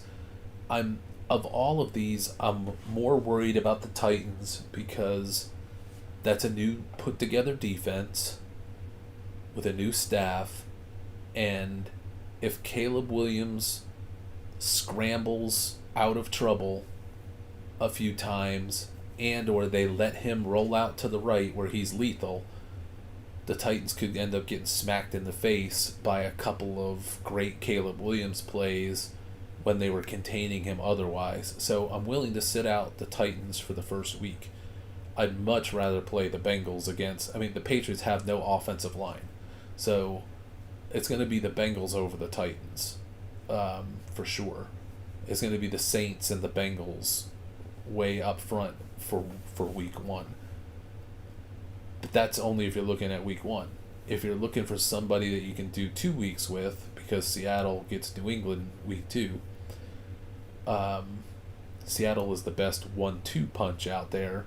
And I just think Bo Nix as a rookie starter going to Seattle, that's a crazy environment. That's got to be good for Seattle. It's not going to be as good as the Bengals getting the Patriots, especially if it's Drake. If Drake May gets named the starter, I'm going with the Bengals.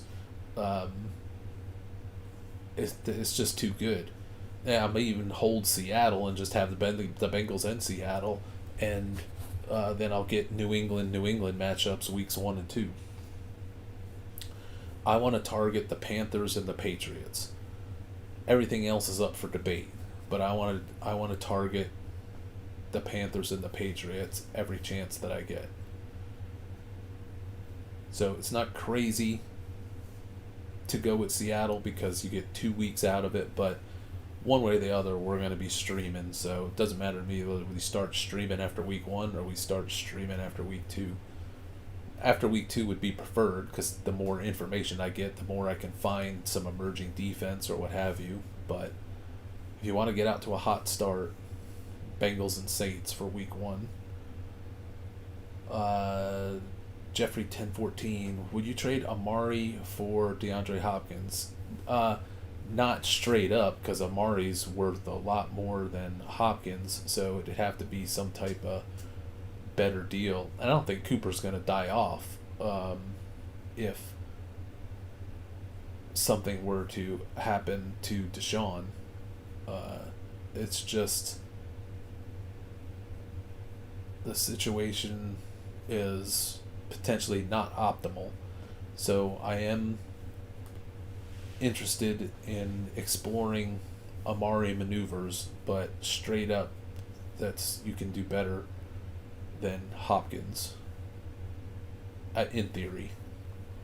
My 6-point touchdown scoring includes half point for rushing and receiving first downs. Does that put me back to the same QB valuation as 4-point? I would say so. I mean, because that obviously, unless the quarterbacks have some type of bonus scoring, that bonus scoring for rushing and receiving first downs, if that's just exclusively for running backs, wide receivers, and tight ends, yeah, I'd say it probably puts you back to the 4-point situation. Or you could, take them both and split the average, but there's no sense in doing that. You might as well just go with the 4-point.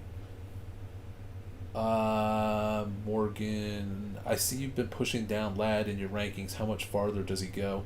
I don't think he goes too much further. I softened them up a bit because of the Herbert situation.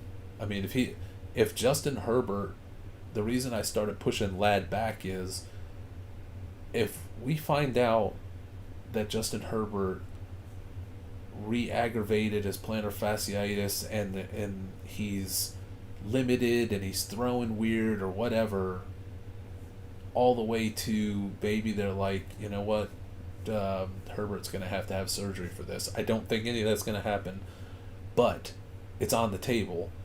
If there's no Justin Herbert, then I don't want anything to do with Ladd McConkey. So if there's in Cleveland, if there's no Deshaun Watson, I could still live with Amari Cooper.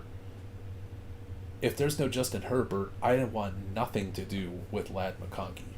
So that's why Ladd is slipping, because I'm building in some of the Herbert, because we're crossing our fingers and banking on that Herbert's really okay.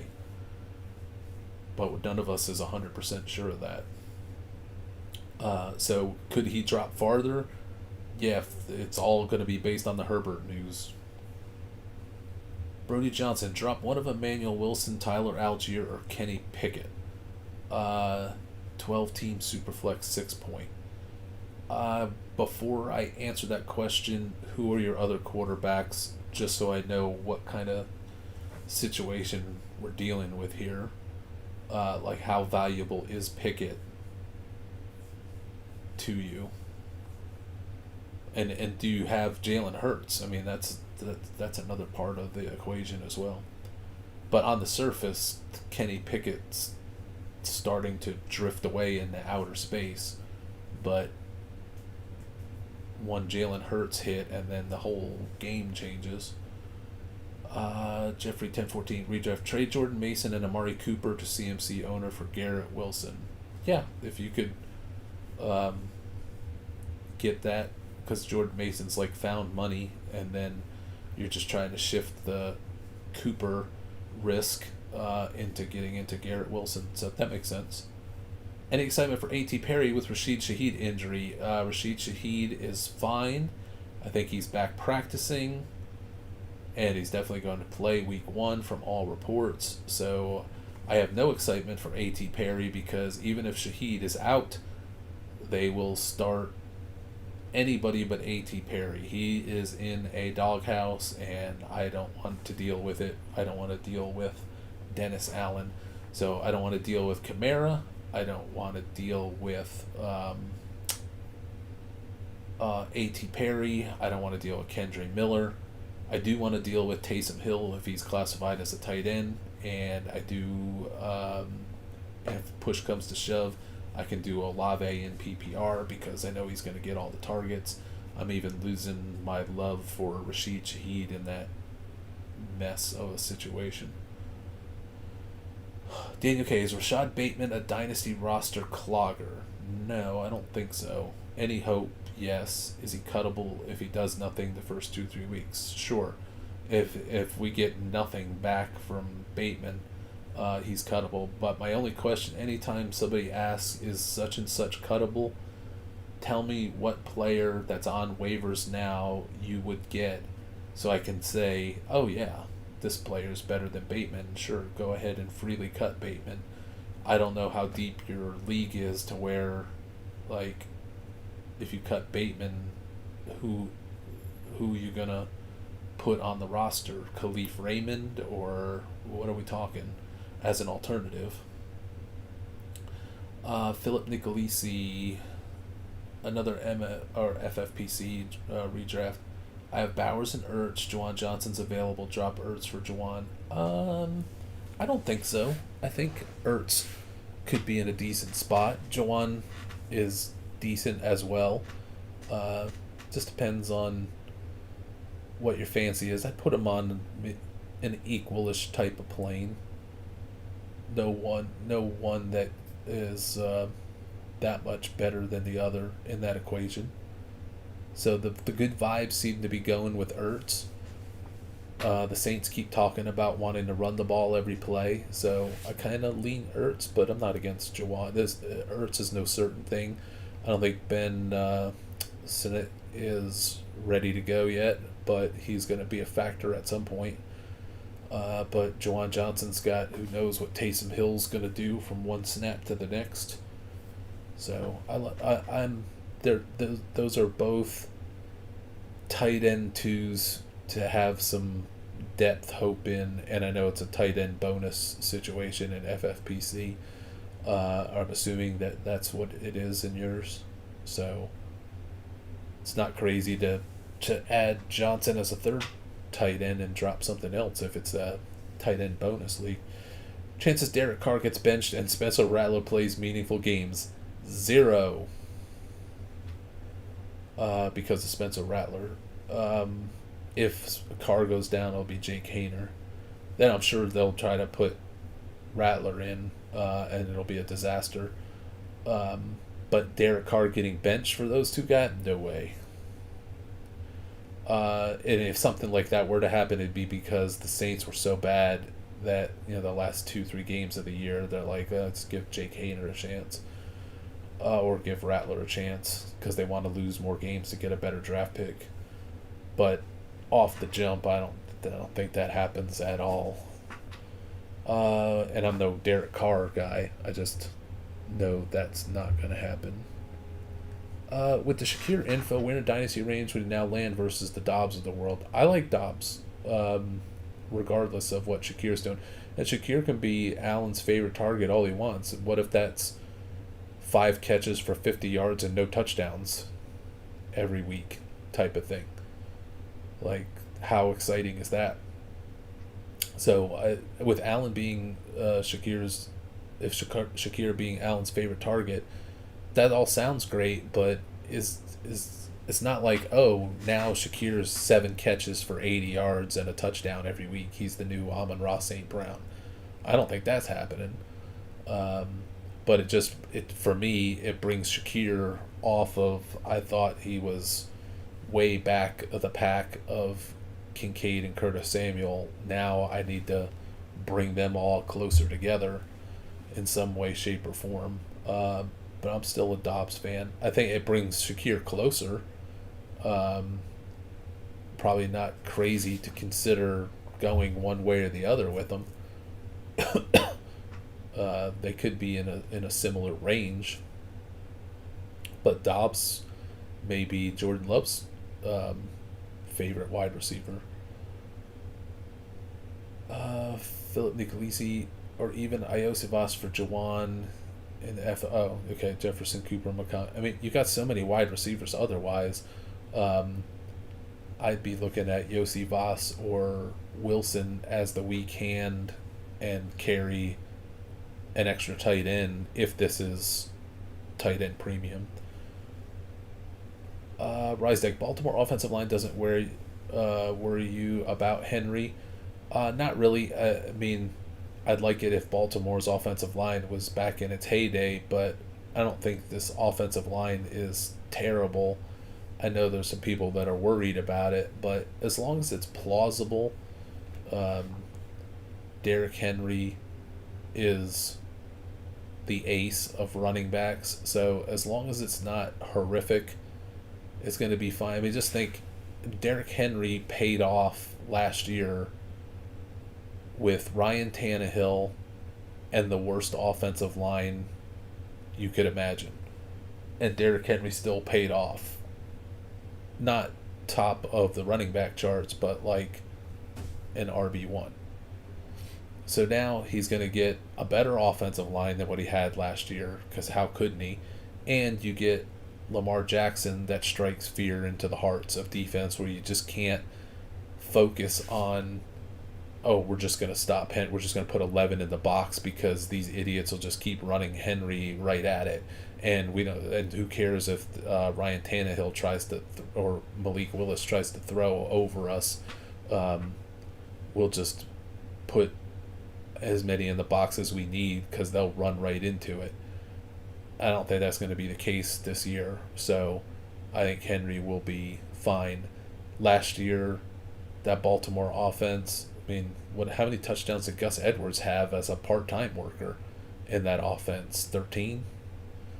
So I think Henry's going to be better than Gus Edwards. Colin McKenna, shorter bench. Do I prioritize Taysom or Levis or Mason?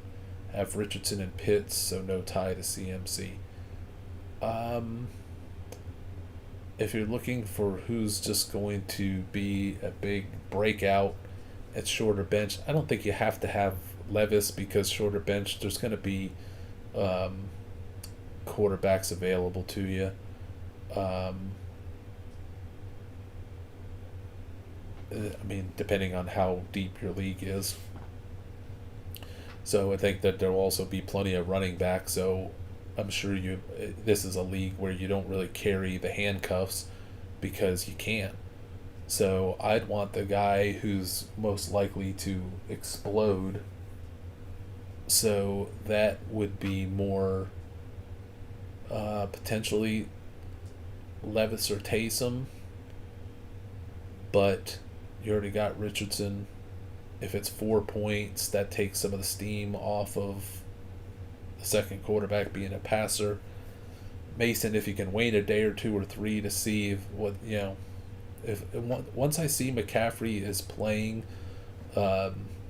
practicing, and everything is fine, then in a lot of places I'm probably dropping Jordan Mason. There'll be leagues where I hold on to him as the cuff, as the hope that he gets in because McCaffrey goes down. But if my main interest in Mason right now is I want to see if this McCaffrey injury is really healed and he's ready to go. If we find out this is a Joe Burrow calf injury from last year, that this is a fake news that he's fine and we got a problem, then obviously you want to hold on to Mason. So right now, today, Mason's got a chance to be the most explosive. As if we get to the season and McCaffrey's totally fine, Taysom's got a chance to be the most explosive because we just don't know. Hell, he may be the starting tailback there by the second half of the game if Kamara goes down. I mean, Taysom is the handcuff running back to Alvin Kamara, but he's classified as a tight end. So, I mean, there's just so much value in Taysom Hill, potentially.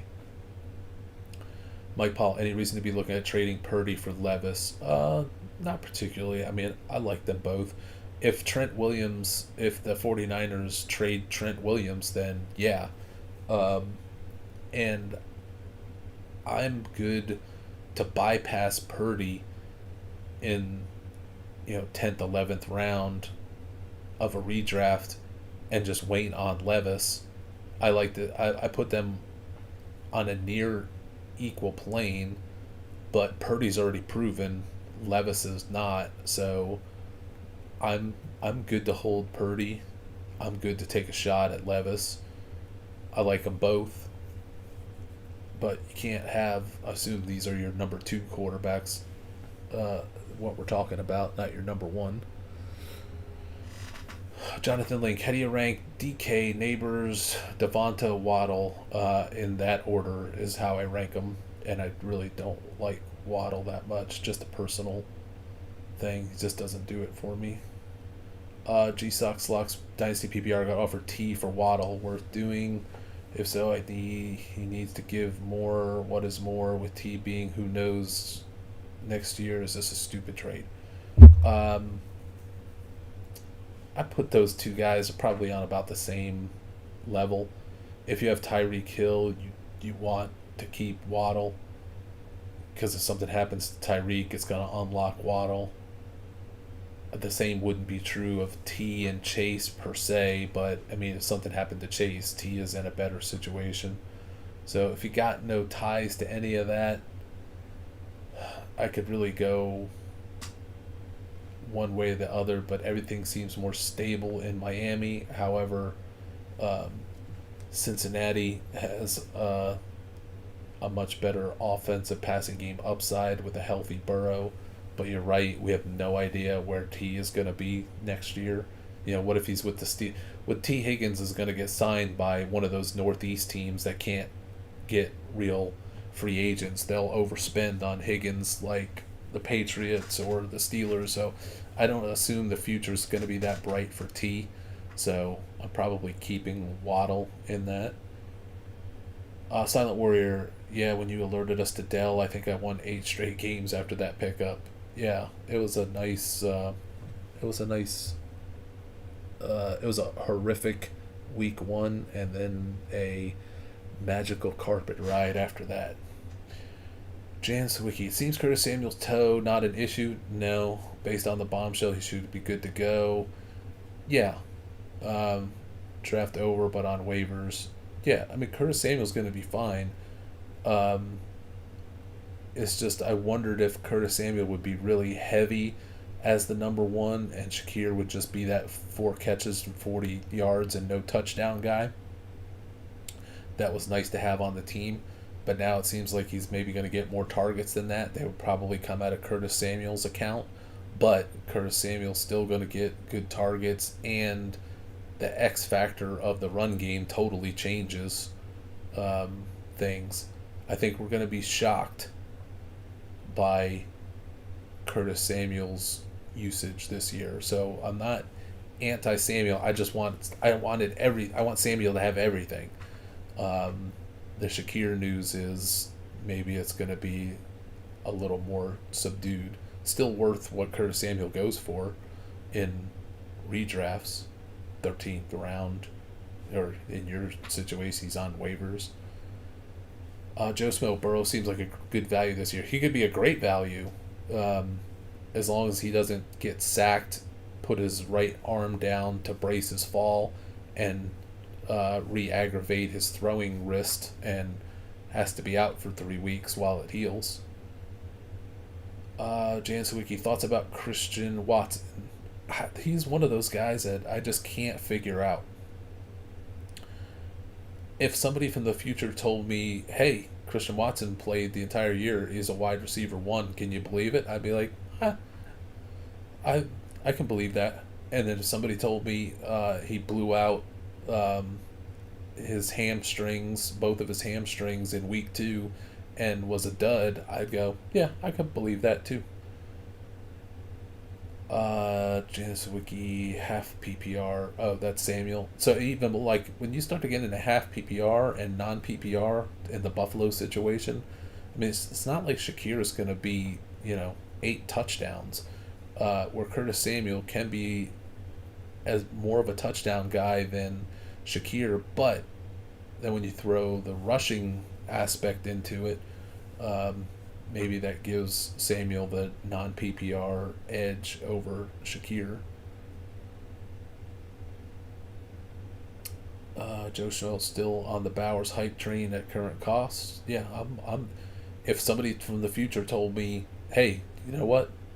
Shocker, Brock Bowers was a tight end one this year, the number one scoring tight end. He was like the Laporta, only better. I'd be like, I could see that. But if that same futuristic person said, hey, guess what? Bowers didn't really work out because Antonio Pierce is a moron, I'd be like, yeah, I could see that too. Mike Paul traded Pickens for Chris Godwin, feeling good about how he might be used in the Bucs offense this year. If it's PPR, I think you'll be okay there.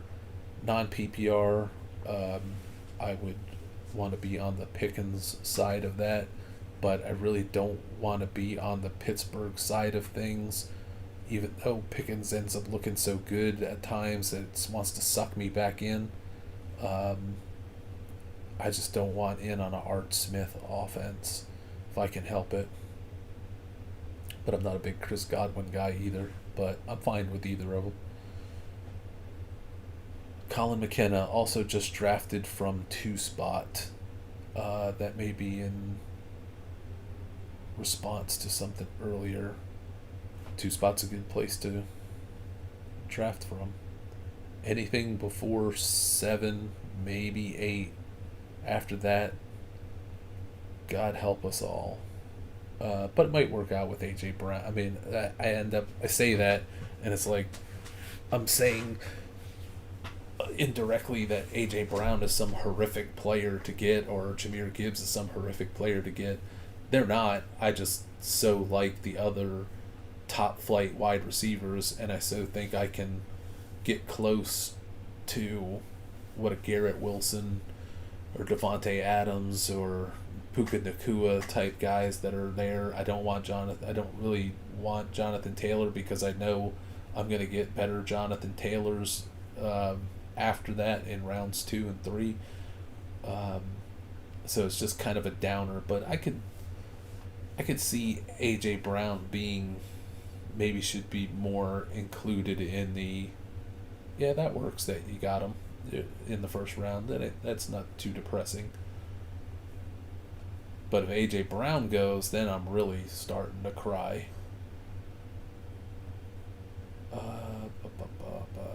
Andreessen or Spates, if you can only grab one, I would probably go with Spate, because if Andreessen starts, it's going to be for Milano, who may still come back, and they may rotate Andreessen some because of his pass coverage, but it looks like the Rams at this point are going all in on Spate, is what I'm led to believe, so I would go there. Colin McKenna did very well with your various mock drafts in mind. My favorite part of the preseason prep, so thank you for doing those. Appreciate that. Got another 1 or 2 of them coming out. I wanted to get one out today, but man, today was football mania. Chris Markey, PPR Dynasty 4-point, getting worried about Hurts and the whole Eagles situation. Would you trade Hurts and Ayuk for Allen and Tank? Let's say that Allen and Hurts are the same guy for the sake of this argument. Then would I rather have Ayuk or Tank? Especially if it's PPR, I'd rather have Tank. But I think I'd rather have Tank no matter what the situation is. But I'm into Tank. Ayuk is fine. I mean, this is like a trade of similar names potentially. But if you don't like the Eagles situation, then this is a good way to just kind of get out of it. It's not a slam dunk trade from the outside looking in. It is if you think that Hurts is going to bust. Not bust, but be a letdown. Fada 13ception, do you prefer Muma over both? He's going to start, but he always gets screwed over, so I'd probably be more into the young guys and at Spate specifically, but be ready to pivot in case the Rams could trade for a linebacker tomorrow and change the whole thing. Joe Schmo, Michael Wilson #1 target on the Cardinals? No, I don't think so. It'll be Marvin Harrison, I'm sure. Which is, I mean, Marvin Harrison is, they are going to try to figure out a way to get him the ball at all costs. And if they don't, the media, everybody in the world is going to whine and complain. So I'm willing to take a shot on Michael Wilson very late in drafts just to see if Harrison really struggles out of the gates, and that opens things up for Wilson. But I'm sure Harrison's going to lead in targets. Colin McKenna, this is a good one to ask at the end, because it is a real question. Yeah, Apple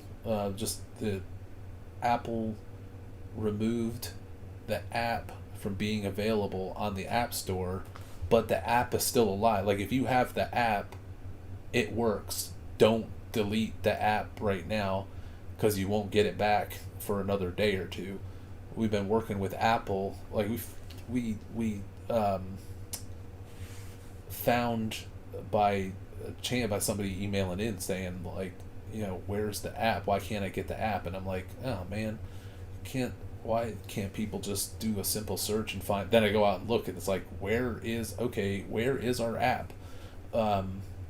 So Apple needs some type of paperwork, so it's hidden off of the App Store, but it's still alive, it's still working. It's so super annoying. Where I mean, I really respect the Apple corporation, but good lord, dealing with the App Store and trying to keep an app going without problems from them is annoying. So we've got two late questions that come in, but that I want to pause that for a second. Just I meant to say something about the website earlier on. Didn't want it to be this far back late, but let me put it in, and then I'll answer these late coming questions. You've seen some of the changes of the homepage for FFM. We're just trying some different things. We've had some ideas we've been sitting on trying to do all summer.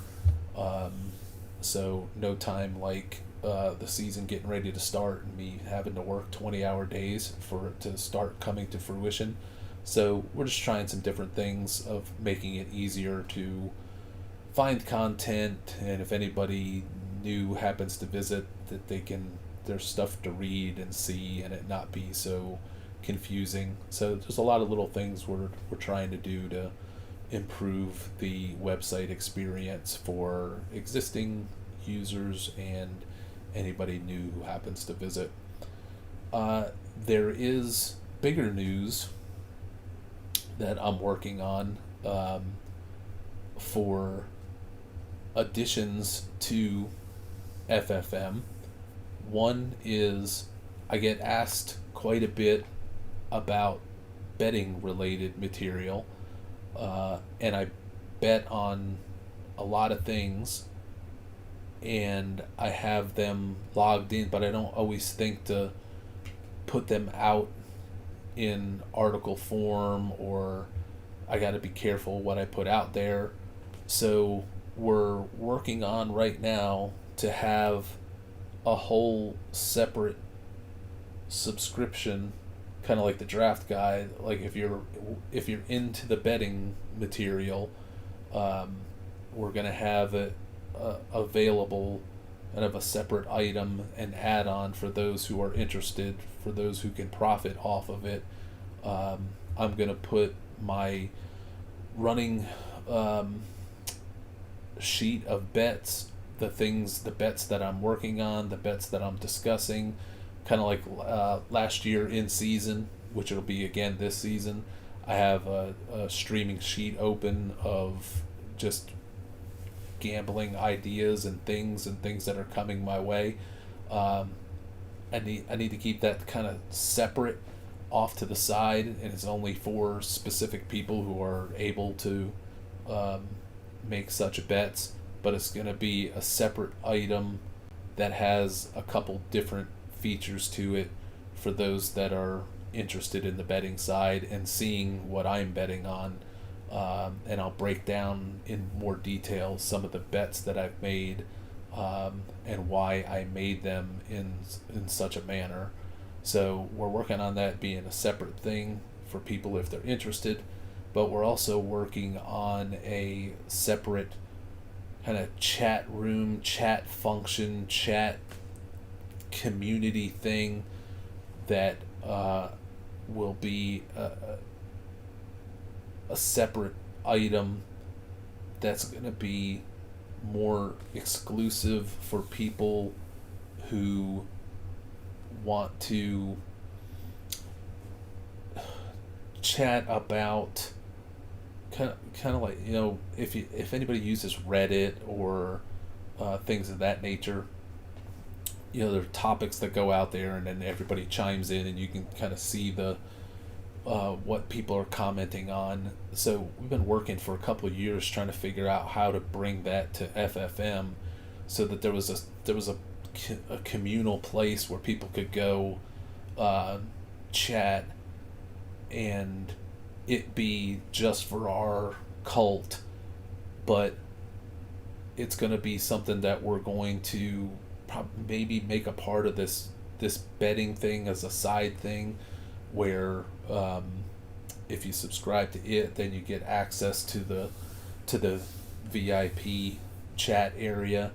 I want it to be more for if you're super serious and you got a lot of money on the line for betting and playing high stakes leagues and all of that, a place where you can just go and bounce ideas off of other high stakes players or betters and things of that nature. It won't be like just the wild west of every fantasy thought.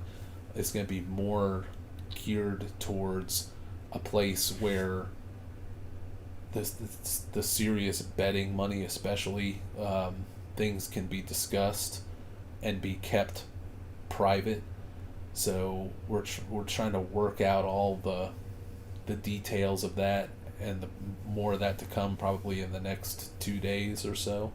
We're going to try to roll that out and see how it goes, but I want it to be kind of a more exclusive thing for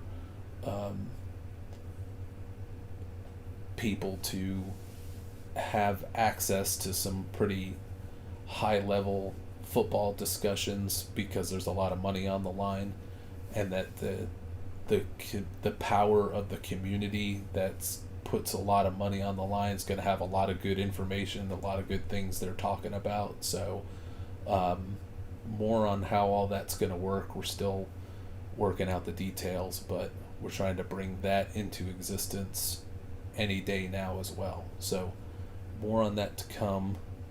Back to the last couple questions that came in. Mike Paul, in Dynasty, what are you willing to give up to grab the Dallas kicker? Late second round rookie pick. I'm not trading seriously for him, but I want to get him somehow, some way, because I think he can be a difference maker. You can retort that it's just a kicker. What's the big deal? But this is the one kicker that may be a 2, 3, 4 point differential in the course of a season, and that has some kind of value. You don't have to pay for the moon for a 3-4 point bump, but you're going to want to possess that, because you usually don't get that with kickers. Then if you have a bad kicker versus this top kicker, you might be yielding 5, 6, 7 points a week on average. So usually kickers are random events, and I'm not going to get too concerned about it. But this one situation warrants some attention to it if you can pull it off. It's not cut your nose off to spite your face, but if you can figure out a way to sneakily get them, that the other people are just like, it's a kicker, who cares? I'm an advocate for doing it. If you just try to go straight up to get a kicker, it's tough. But if you have a kicker that you can give back, if you can put some type of deal together where it's their 2 or more players for your 2 or more players, and the kickers are kind of weaved into it, maybe that works. Maybe they don't care and they'll just go pick up a kicker off of waivers because they really like Jordan Mason because they have Christian McCaffrey. I'm not saying that that's necessarily the deal. I'm just throwing ideas out. Thoughts on Packers backfield behind Jacobs? Dylan put on IR. I thought Lloyd was going to be put on IR too, and that this was going to be the home run of home runs moments for Emmanuel Wilson, at least to be a heartbeat away from the crown. But Lloyd, it did not get put on IR. He still may be in doubt weeks 1 or weeks 2, but he's going to be back, and when he's back, he'll be over Emmanuel Wilson in theory. So my enthusiasm was high yesterday. It's dipped down lower today that Lloyd wasn't put on IR, but that doesn't mean that he can't have a turn for the worst and end up getting put on IR.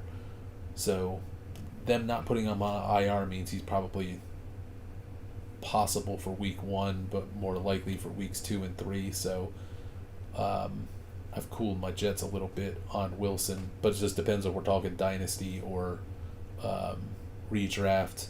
And if it's dynasty, how deep do you go? I mean, I love to hold Emmanuel Wilson, but I can't have number 3 running backs clogging up valuable space if there's not a lot of space. But where I have space that I can just sit on them and see how this goes, I want to. Colin McKenna, thanks for the explanation. Suggest Discord for the chat thing in a bunch for betting, and it works well. I'm not saying it's going to be Discord, but it could be. We're working all that out literally as we speak. Colin McKenna, love the sound of that. Yeah, I'm still trying to figure out what the exact details are, but it's something that I've been wanting to do, to be able to put anybody who's serious or interested in it, be able to put them together in a, I hate this word, but in a safe space, in our own place where we can exchange things easily, more freely. If you got trade things you're trying to work out, or a waiver thing, you don't have to wait for the Tuesday night. You don't have to hope I can get to your email. We have a place where other people in the community, like, I envision, Andrew will be out there, Ross will be out there, will be various people out there that'll weigh in on your conundrum, just like if you go on Reddit, and somebody's got a question or an ask me anything and all that, everybody's just starts chiming in and asking questions and giving replies and answers. So I want it to be something like that for football related stuff, to help everybody in the community manage their betting and their fantasy winnings potential. So more detail on all that hopefully by the end of the week, because the season is coming up fast. So we made it through all the questions in a scant 2 hours and 21 minutes. I dropped enough shells for one day. I'm going to get back to work and fall asleep at the keyboard probably. I'm going to try to update everything as fast as I can, but tomorrow could be a kind of a weird day for content coming out, maybe more RC notes items and not game reports right away, because I'm working on all the draft guide updates and updating the system on all the player changes and cuts and pickups and practice squads. So crazy next 48 hours as we're heading towards the season beginning, including I'm trying to get the week 1 projections on like defense and kickers, trying to get the first projections out to start taking a look at. There's a lot of questions coming out about which defenses to go roll for the week. So many things going on. I'm going to try to get to it all as fast as I can. Appreciate everybody's live attendance and all the great questions. Appreciate everybody who watched this all the way through to the end on demand afterwards. That is it for this show, and we are out of here.